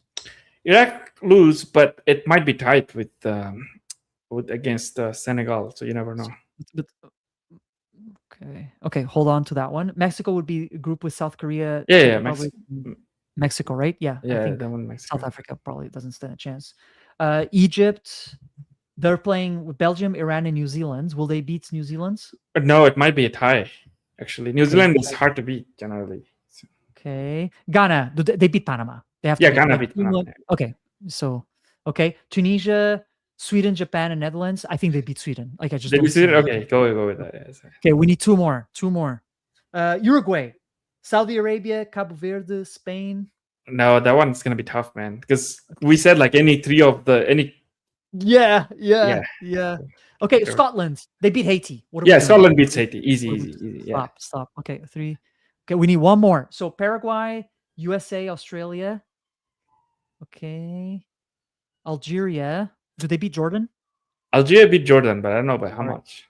Okay, that's pretty much it. Okay. Because everybody else will probably be tied with 1 or 2 points. All of these teams make it with 3 points. Right. Okay. Round of 32. Holy, Bosnia, South Korea. That's tough. Okay, skip. Germany, Scotland. Germany. Okay. Netherlands, Morocco. We'll do round robin. I'll do this one. Morocco.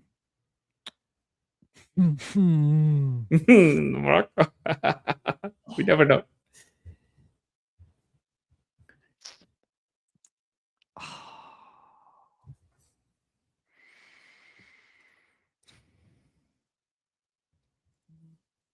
Sorry.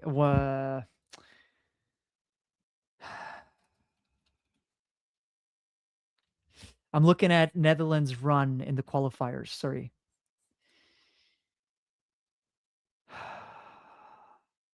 Poland, Finland, Malta, and Lithuania, and they did not lose a single game under Koeman. Netherlands. But Morocco, though. Different coach, like we said. Top of their group. 8 wins in 8 games.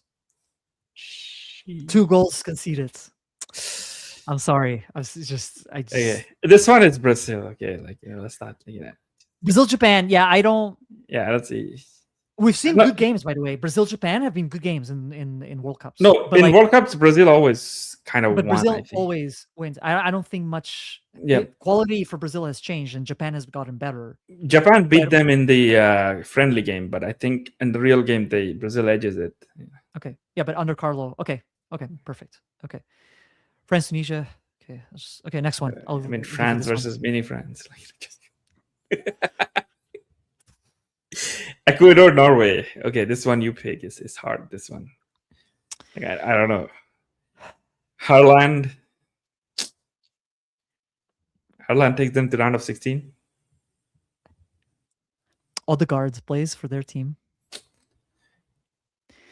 I don't know, man. Ecuador got ahead of Uruguay. They got ahead of Colombia. They got ahead of Uruguay. They got ahead of Brazil. I'm going Ecuador, man. I'm sorry. Okay. Can't Czechia, Côte d'Ivoire. Okay. Czechia, Côte d'Ivoire. Okay, these are hard games to predict. Ivory Coast is still one of the best teams in Africa. Yes. So, but Czechia is also decent. Yes.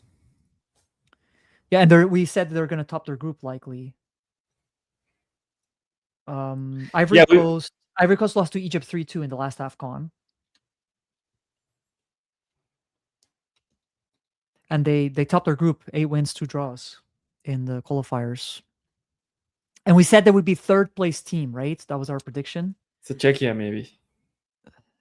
Yeah, I think probably organization over over anything else. Okay, upset here. England. Let's stop. Tactical Tommy. Here, do we even just Turkey. Okay. Upset here. No. Okay. Mexico don't have enough anymore. Colombia, Croatia. Oh, spicy. Colombia, I think Croatia should win, yeah, but still. Dude, I don't see them dropping here. Yeah. I just don't see. Even if they have home, I don't know which game this would be, but if they're playing at home, but isn't all knockouts in the US? Maybe in US and could be US. Actually, no, there's a few knockouts in Canada too, in Toronto. Okay. We Spain, have Austria. one. Yes. Yeah, we have one in Toronto. Yeah. Spain. Espanol. Good. Espanol. Switzerland, Algeria. Probably the Swiss. I don't know. Algeria could cause an upset. It wouldn't be Algeria surprised. topped their group in the qualifiers, and Switzerland shot the bet against Portugal, but they're still a good team. They topped their group convincingly. Same group as Sweden, 4 wins, 2 draws. Who does Switzerland have in their team?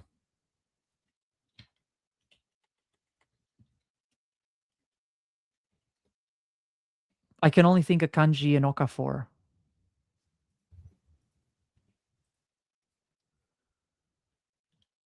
Yeah, Kanji is there. Granit Xhaka. Xhaka is still playing.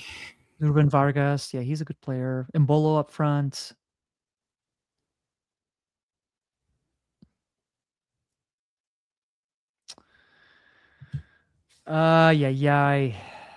I think it's going to be a toss. Yeah.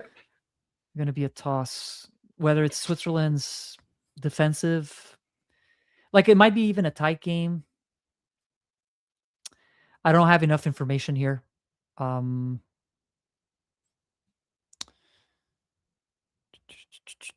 I'm still going to pick Switzerland. Okay. Here, Argentina. Okay. Does Portugal fuck around? It's going to be my favorite term for this tournament. No, they should beat Ghana. Okay. What a matchup! What did we do here? What did we do here? Like, what? This is. I mean, we have seen stranger things, but I don't think we've seen such timely things. I think that's gonna happen, given everything how the world is. That's gonna happen, and Iran should win it, just because they probably have a chip on the shoulder. They wanna win. Yeah. And match 88 is at AT&T Stadium in Arlington, Texas, home of the Dallas Cowboys. Wow. Isn't that? Damn. I wouldn't even call it upset, but I'm just saying, does the home team just take it through, or does Iran just? Can the home team perform under pressure though?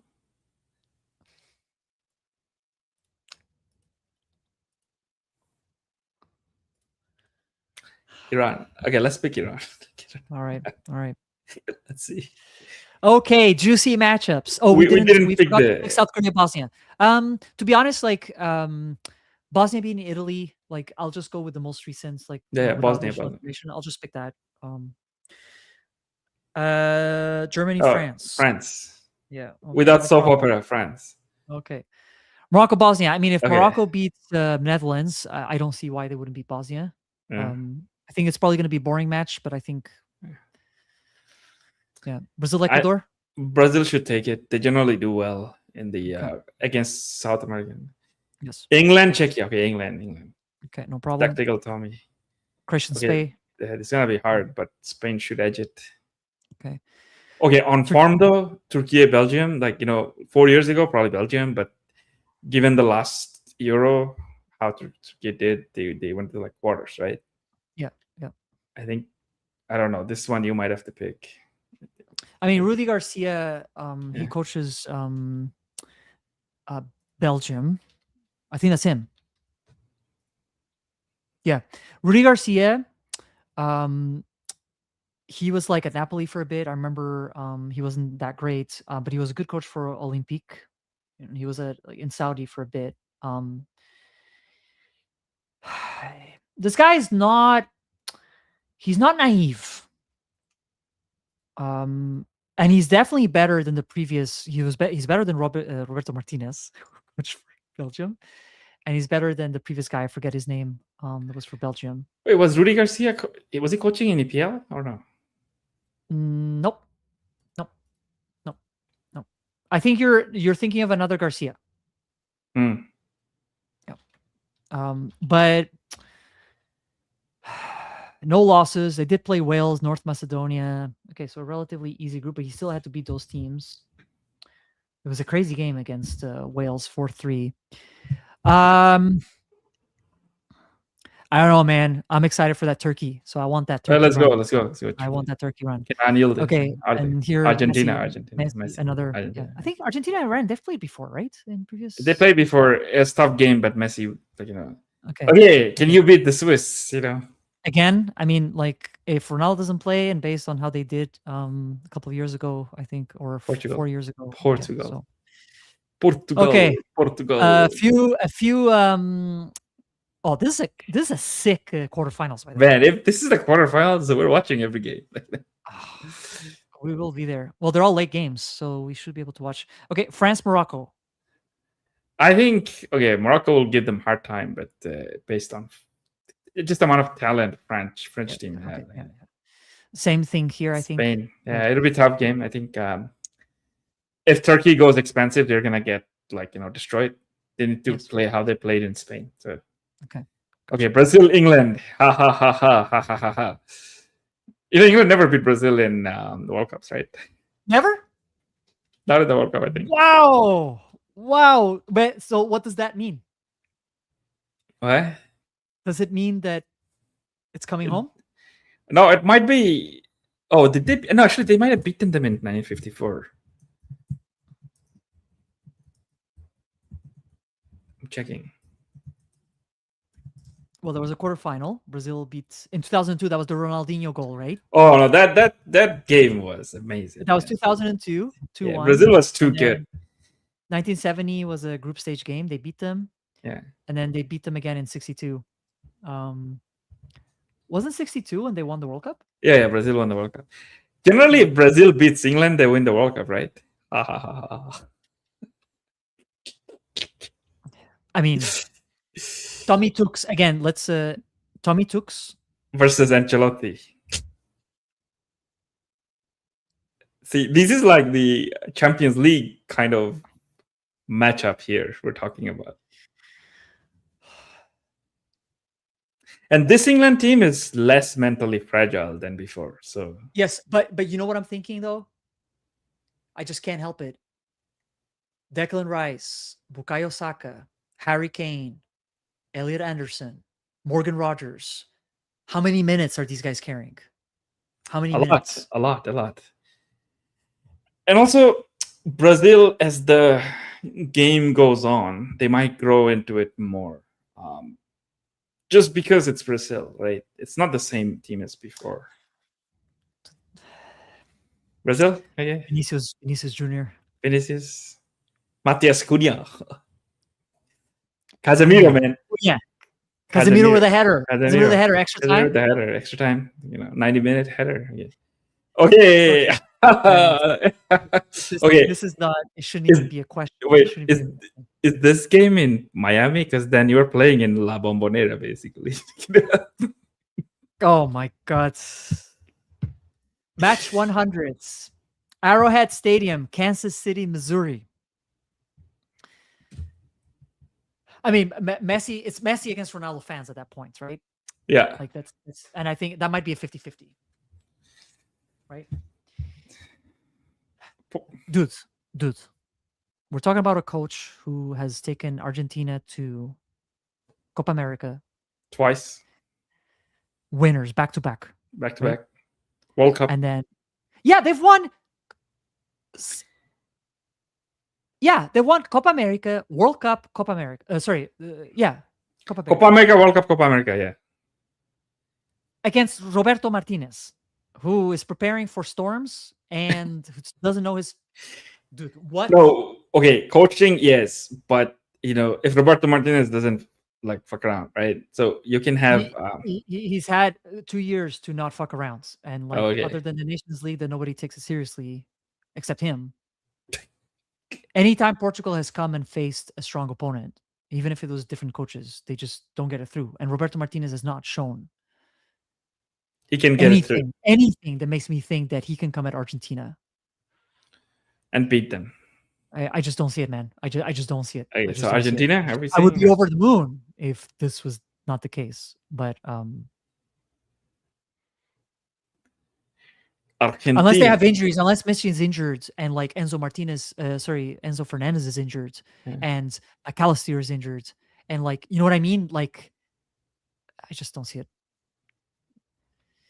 Wow, look at this. Spicy. Heritage. Oh man. Brazil, Argentina. Goddamn. Okay, Spain, how about France. this? I'll let you pick Brazil, Argentina. No, you pick Brazil, Argentina. Let me pick. Okay, I'll pick Brazil, Argentina. I'm sorry, but it's just there's only so much that Carlo can do. There's only so much, and I think Carlo taking Brazil to the semis. I think with one of the worst teams we've seen, like Brazil having, I think this is a huge accomplishment. Not obviously Brazil standards, but I just can't help it. It'll be their first semifinals in 12 years. So yes. So that on its own, bringing them back to where they're supposed to be. So, but it can flip though. You never know, dude. It could even be penalties. It could even be penalties and some crazy decision. No, what I'm saying is maybe a red card. There's a red card in this game. I think there's a red card in this game for sure. But generally, historically, Brazil and Argentina, they kind of go in streaks against each other, but then in one inflection point it flips. It could be that Argentina has been on a streak. They haven't lost to Brazil in a while. Yes. Check how many, I think last 4 or 5 games they won, all of them were tied. When was the last time Brazil won against Argentina? It's been 4 years, I think.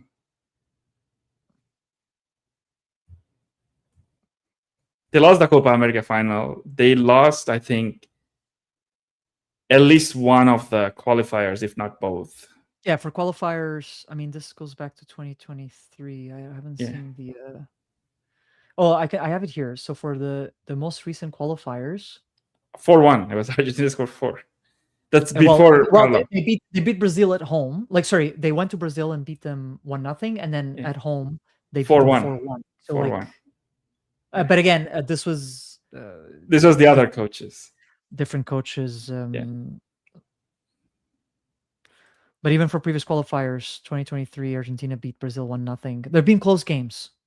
The previous 2022 qualifier, I think Brazil won 1 game, if I'm not mistaken. No, I'm saying close games. We're not looking at blowouts.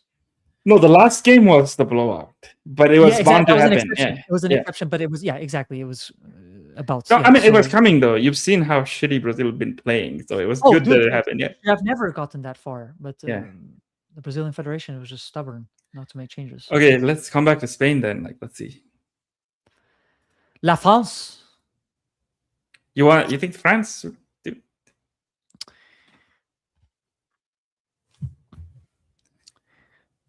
I think Spain has something that nobody else does. Lamine Yamal?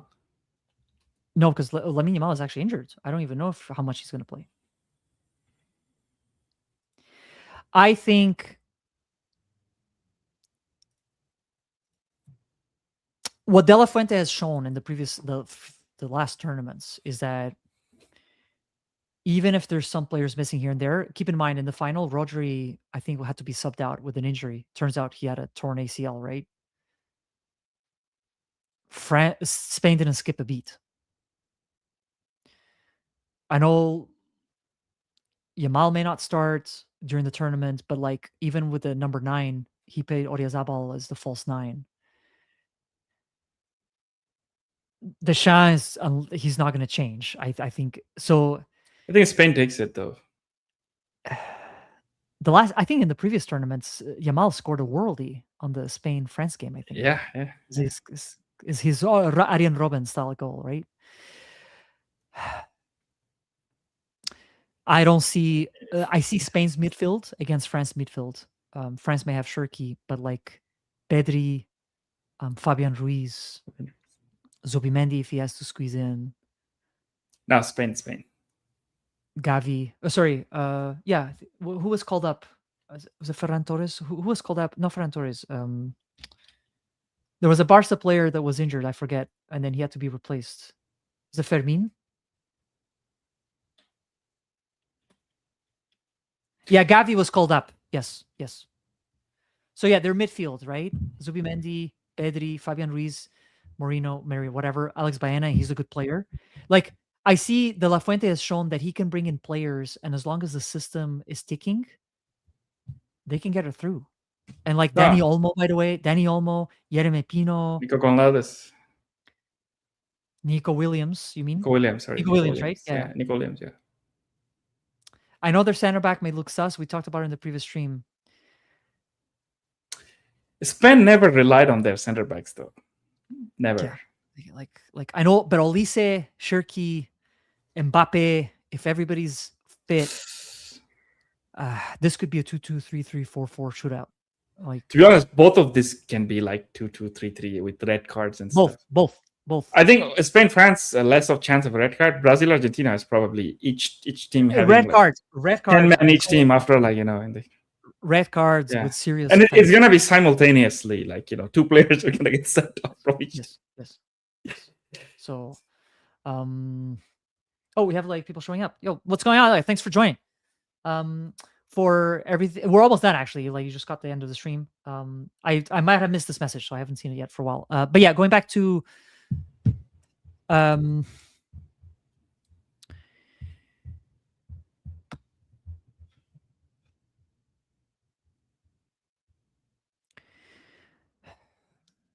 think midfield wins games. I don't see France's midfield. I just don't see it happening.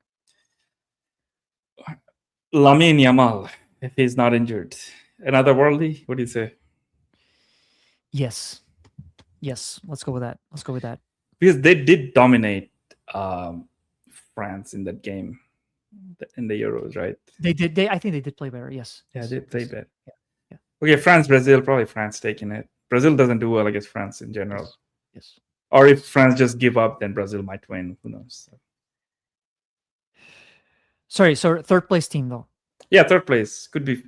Okay, let's pick France, but depending on which France show up. Yeah, we don't know. So it's a toss. Okay. Okay, final. I gotta pick back World Cup Messi. I mean, that would cement best player. What do you think, though? I have a feeling Spain might take it.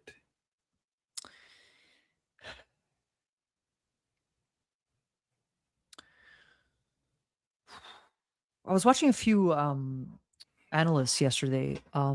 there's a consensus that apparently this Argentina team is slightly less reliant on Messi, it appears. They are. Because you remember Di Maria is not on the team anymore, so Yeah. like some of that depth and the attack and the danger they had down the wings, now they can circulate more through the middle. And we know McAllister, Rodrigo de Paul, Enzo They're Fernandez. runners. They're runners. Machine. Yeah, these are good players. These are world class players that at the world stage they can perform, and they showed they could last year.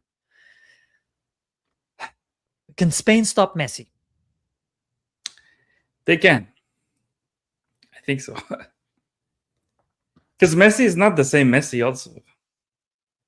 I know, man, but like we keep saying that.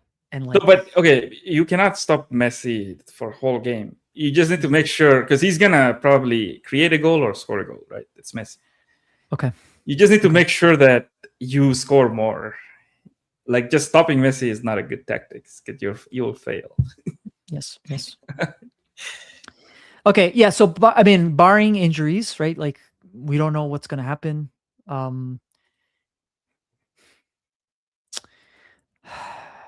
Okay, so here's where I'm undecided.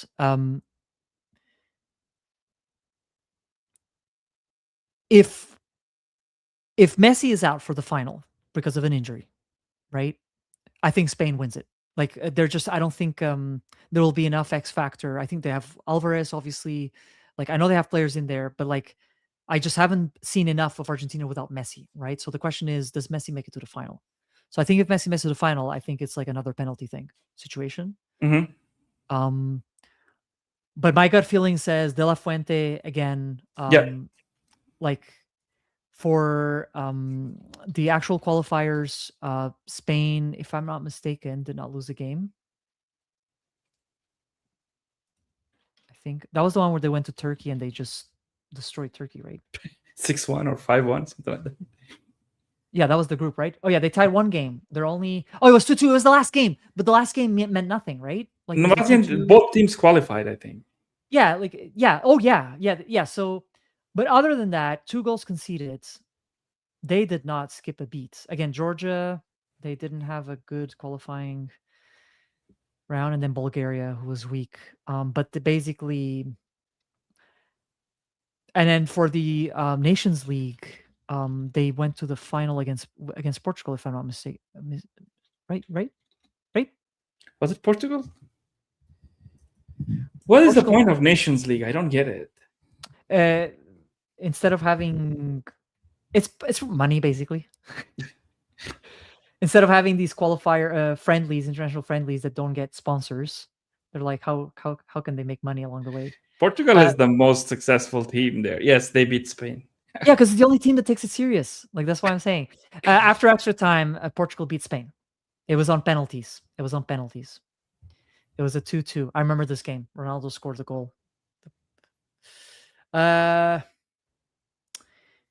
So De La Fuente has taken Spain to a final, beat England, and then went to another final in the Nations League. Wait, how did Sweden qualify then? They never won it. It was because of the coefficient as part of the Nations League bullshit. What is that thing? Like, what? Why?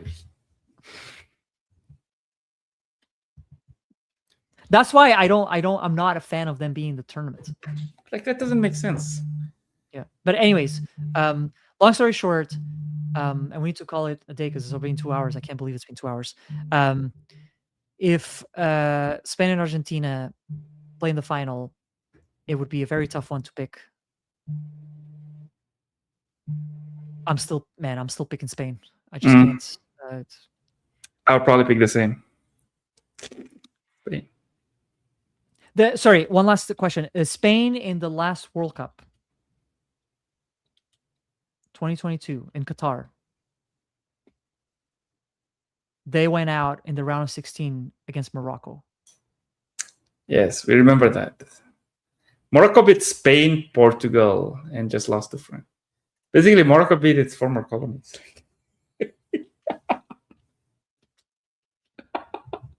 Wait, is Morocco a Spanish colony? No. Saying like, didn't the Moroccans rule Andalusia for like Oh, I see what you mean. before Spain and I was just making a joke. I'm like, is this colony game? I know what you mean. Yeah, The battle of the colonies against the yeah, colonized. colonized Yeah, states. colonized. Okay. And it was Luis Enrique. I remember. I'm starting to remember this now. Okay, so De La Fuente has not shown that they will buckle. So Luis Enrique, it makes sense. He was just coming back from the death of his daughter, right? It yes. wasn't the same Luis Enrique from 2015 or this year, right?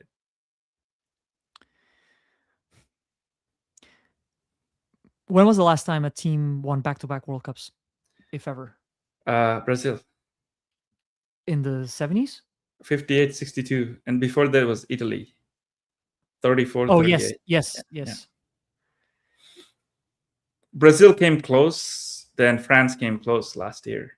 Well, Brazil 98, right? 94, 98, but then 98 they got 94, destroyed. they made 3 finals, right? 94, 98, 2002. In And if 2002. Yes, yeah, yes, yes. They could then have done 3. France, They could have done 3 if yeah. I know. And France made actually 2018, since 2018, 98, 2022. Okay. since 98, France has been the best team in World Cup. 2 Yes. trophies, 2 runners up, like 4 finals. Yes, yes, yes, yes. Brazil hasn't been to finals since 2002. Argentina actually made 2 finals, 2014 and last year. Germany made 2002. Germany made 2 finals, I guess. 2002 and 14. And 2014. Then in Brazil. Spain only went to final once, won it 2010. 2010 was 2006 was Italy and France. Gotcha. Yeah. Also, okay, now that we picked everything, so this is what if the logic dictates, right? Before, when the World Cup was 32 teams, there were more chance of upsets.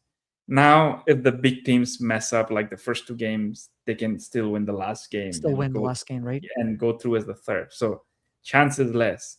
It's not going to be like 2002 World Cup, for example, where France and Argentina were the favorites.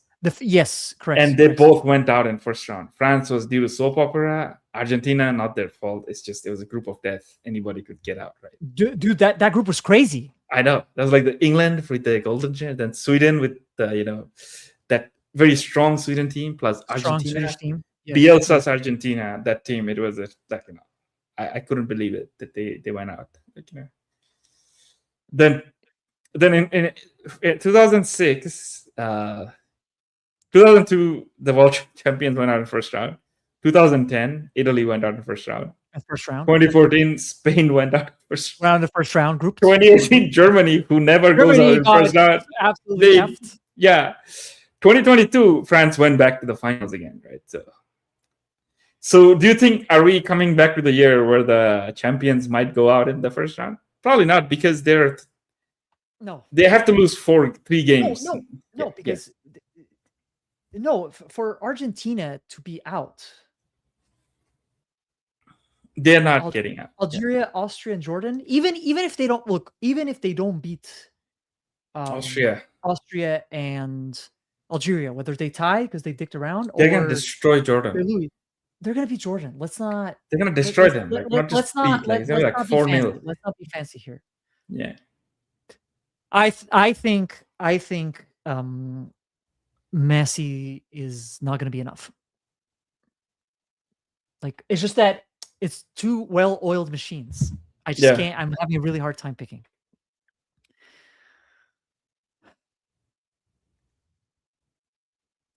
Julian Alvarez up front. If they lose their striker, who can they play?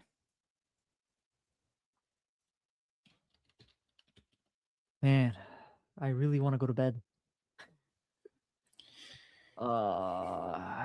If Julian Alvarez is injured up front, they still have Emiliano Martinez, who showed in the last World Cup he can't score in big games. Lautaro Martinez. Sorry, Emiliano's the goal. Yeah, Lautaro Martinez. Let me look up the stat. Yeah, Nico Paz, good talent. Thiago Almada, he's very good too. No Garnacho. No Garnacho. No, the only yeah. Enzo Martinez, McAllister, Nico Gonzalez, Palestine, yeah. Palacios, Paredes. Paredes, yeah. I don't know. Again, such a long season. I'm fearful of so many things, but I just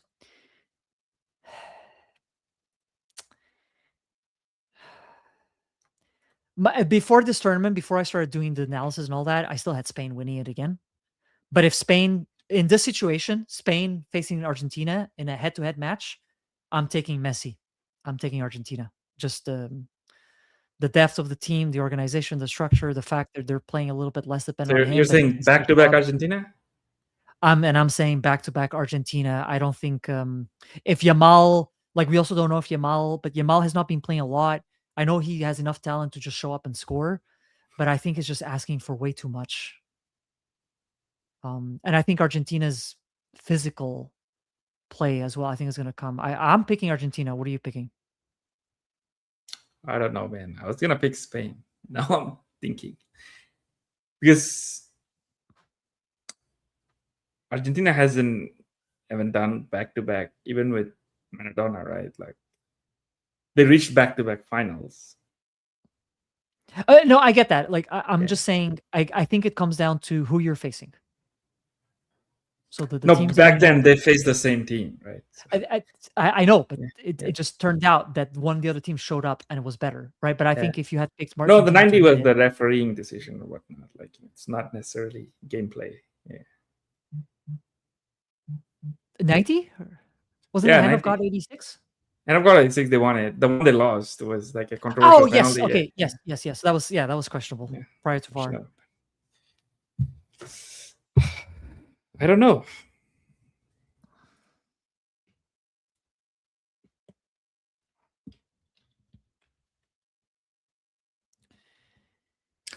I do want a South American team to win just because I like the balance of having, because Europe is two ahead now.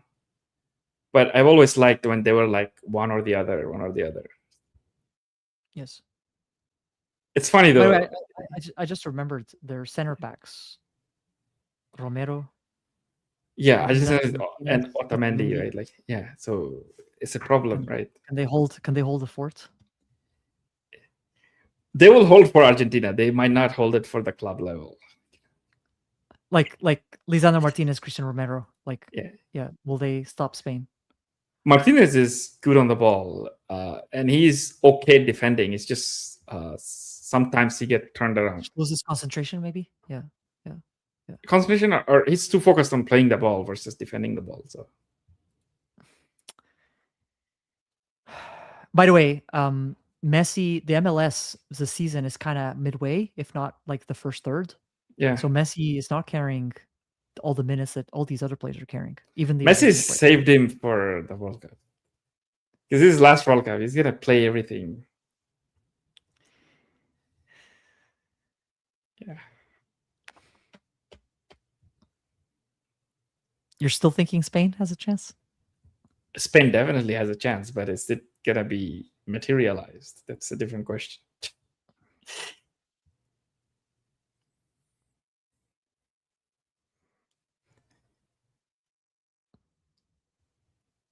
Imagine we get every prediction right.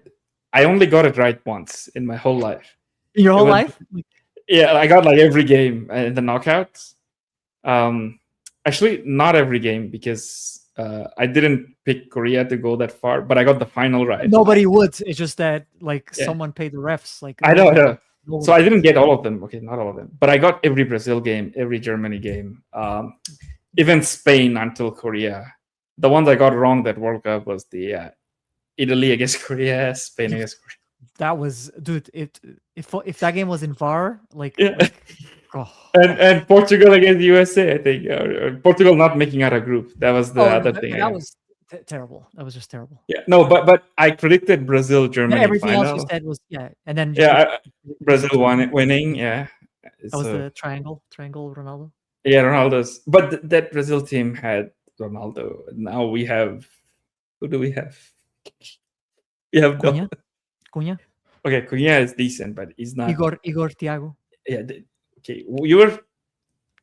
you're comparing them to a player who we talk about in the same bracket. The answer is Yeah. there ain't. They Ronaldo is the ain't. best striker. The best, like the closest thing I can say is, well, there's Messi that can talk to Ronaldo, but R9 is still the best striker we Yeah. will ever see. We will ever see.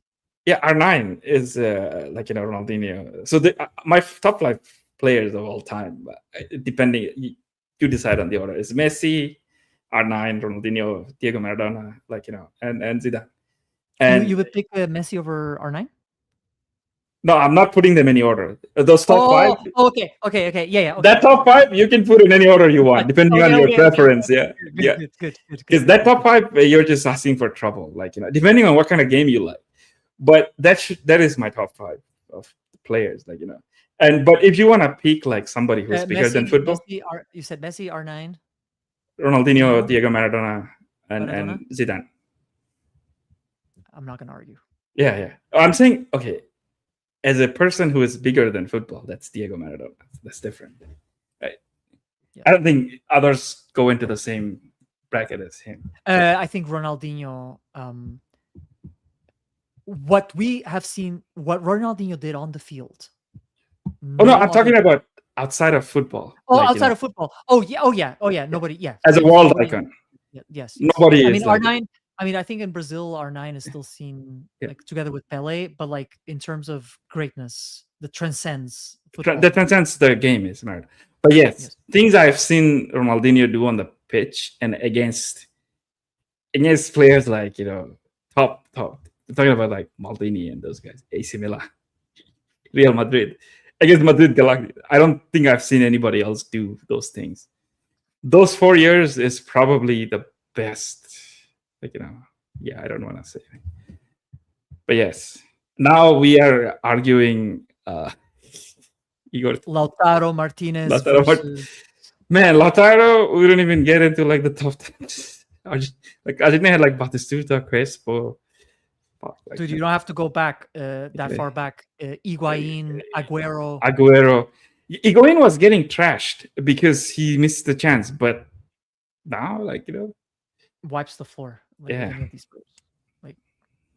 like even Dybala. Was it Dybala couldn't even get into the team? Dybala couldn't get in the team. Too much depth. Claudio Lopez. What a throwback! Oh my God, Gabriel Batistuta. No, Batistuta was a baller, man. Riquelme, your baller.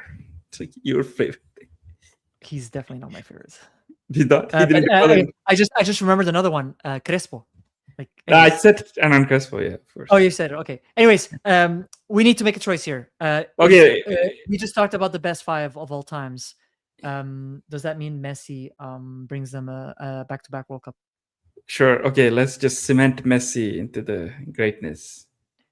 Yes, and if people still think Ronaldo and Messi can have, Ronaldo is one of my me personally, my favorite player is Ronaldo, just because of between the two, because of the memories. Because Messi never played for my team, but as a football fan, there's no comparison. Okay. No comparison. Okay, folks. We're almost 2 hours and 20 minutes. It's getting really late. It's a work day. I have a meeting tomorrow morning. Well, good luck with that. Actually, so yeah, we made all our predictions. Win it again, but really difficult choice there. But there's probably only 20% chance that Argentina winning it. It's just based on what we see. We said it could be Spain, could be France, it could even be Brazil. You never know. Could be England. And we just said that Argentina would beat Brazil in the semis, and we're like, what if it's the other way around? And maybe France beats Spain. Maybe Portugal beats Argentina, because FIFA maybe wants to give it to Ronaldo this year. Oh, I completely forgot about that. For the narrative purposes, Yes, Messi was amazing, but they got penalty every game last World Cup. They got away with a few, but it's the fine margins. Fine margins, and you have to create luck. To get the luck, you have to create luck, and it's fine margins. But there was just too much quality, and you can't be doing that every single tournament and always be fine margins. If we are giving credits to teams like Arsenal, that every year they keep getting better, and it Yeah. can't just be a fluke because every season they keep getting farther and farther. Like at some point, it's got to be something you're To creating. be honest, Argentina could have won the 2014 World Cup, if I'm not mistaken. If Ego, Ego in. For a recap, if you're asking for a recap, if you mean like the actual predictions, like I mean it's getting late, so I'll suggest rewatching. But basically, no major upsets other than we said, what was the upset I said? There was it was Cape Verde making in the group H, right? So Saudi Arabia being last. Showing the was, like, bracket, like, the final bracket. Yeah. I closed the window, so I think like I lost it. Oh no, I didn't close it. Yeah, I didn't close it. Yeah, okay. Thanks for. Okay, so we'll do it here real quick before we call it a night. Yeah, in the group stage, yeah, that was the first. That was pretty obvious. With South Africa being last, no surprises here. Canada just making it through. I can't see it on the screen yet. It's not. Oh, sorry, my bad. There you go. Group C, Morocco just not enough for Brazil. USA just making it through in second place, but likely tied in points, probably 4 points. Could be third, could be fourth. You never know. Yes, yeah, but Turkey definitely topping the group. This one, just too much firepower from Germany, but then between Ecuador and Cote d'Ivoire, it's just a matter of which team wins their respective games. But Curacao is probably going to get demolished in most of their games. I think we had a back and forth on this one, but I think the consensus was that I think like Ronald Koeman with the Netherlands, they'll probably edge it against Japan and Tunisia. Belgium winning their group, obviously. Mohamed Salah just not enough for Iran. We just mentioned Group H. Group I, like we think it's going to be the most exciting group, but France still going to win it based on quality. And then Erling Haaland and company just getting it over Senegal, with Iraq probably not getting any points. Same thing for Jordan in Group J. And then Group K, we kept saying very likely that Portugal could drop points, if not lose that game against Colombia at the end. But regardless, Uzbekistan to finish bottom last. And then like no surprises on Group L. So everything else beyond that was just based on matchups. No, like, I mean, just forgot the prediction here, but yeah, it's on the stream, so feel free to rewatch if need be. With the tournament start tomorrow. Again, thank you, Syed. I'm gonna try and call it up because it's getting late. But thanks for another fantastic discussion. We'll have more streams and discussions as the tournament progresses. Really looking forward to it. Yeah, I mean, don't hold us to it. I mean, we gave everything in terms of what we know and our experience with the game, but it's a World Cup. The beautiful thing about the World Cup is upsets and surprises can happen. Probably half of the prediction are not even going to be true. More than half. Very likely, a red card throws a game out the window. An injury. There's heat. There's tornadoes. Tornadoes, external influences and factors, agendas. But like at the end of the day, football, as long as football wins, like that's what we're here for. So we just don't want like a park the bus team win. Just want something exciting football to win the World Cup. Yeah, exactly. Lots of goals. Qatar saw lots of exciting games. Qatar was the final was amazing. 3-3, man, in the penalties. Yeah, and a lot of concerns because it was going to be, in the desert, in the heat. But it's probably did. American World Cup is probably not going to be as good as that one. People are not able to come into the country. There's like transit issues. Lots of travel. Yeah, even the teams, they might have to travel a lot. Yeah. So yeah, I don't think there's going to be as many goals, but I think there's going to be great matchups, especially that France group. It's going to normalize the level between the teams because it's just at some point it's going to be just physical exhaustion. So. Yeah. So maybe even though we didn't pick too many surprises, like there should be a lot of surprises. Yeah, and I think we said amongst them, Turkey, Croatia making it farther than what people are. think. Yeah. Right? Yes. So, okay, and Messi to win it again. That's it for tonight. Thanks for everybody for tuning in. Lionel. And we'll see each other. I don't know when, but likely very, very soon in the upcoming days as we see each other. Yeah. So thanks again, Syed. Ciao. Bye-bye.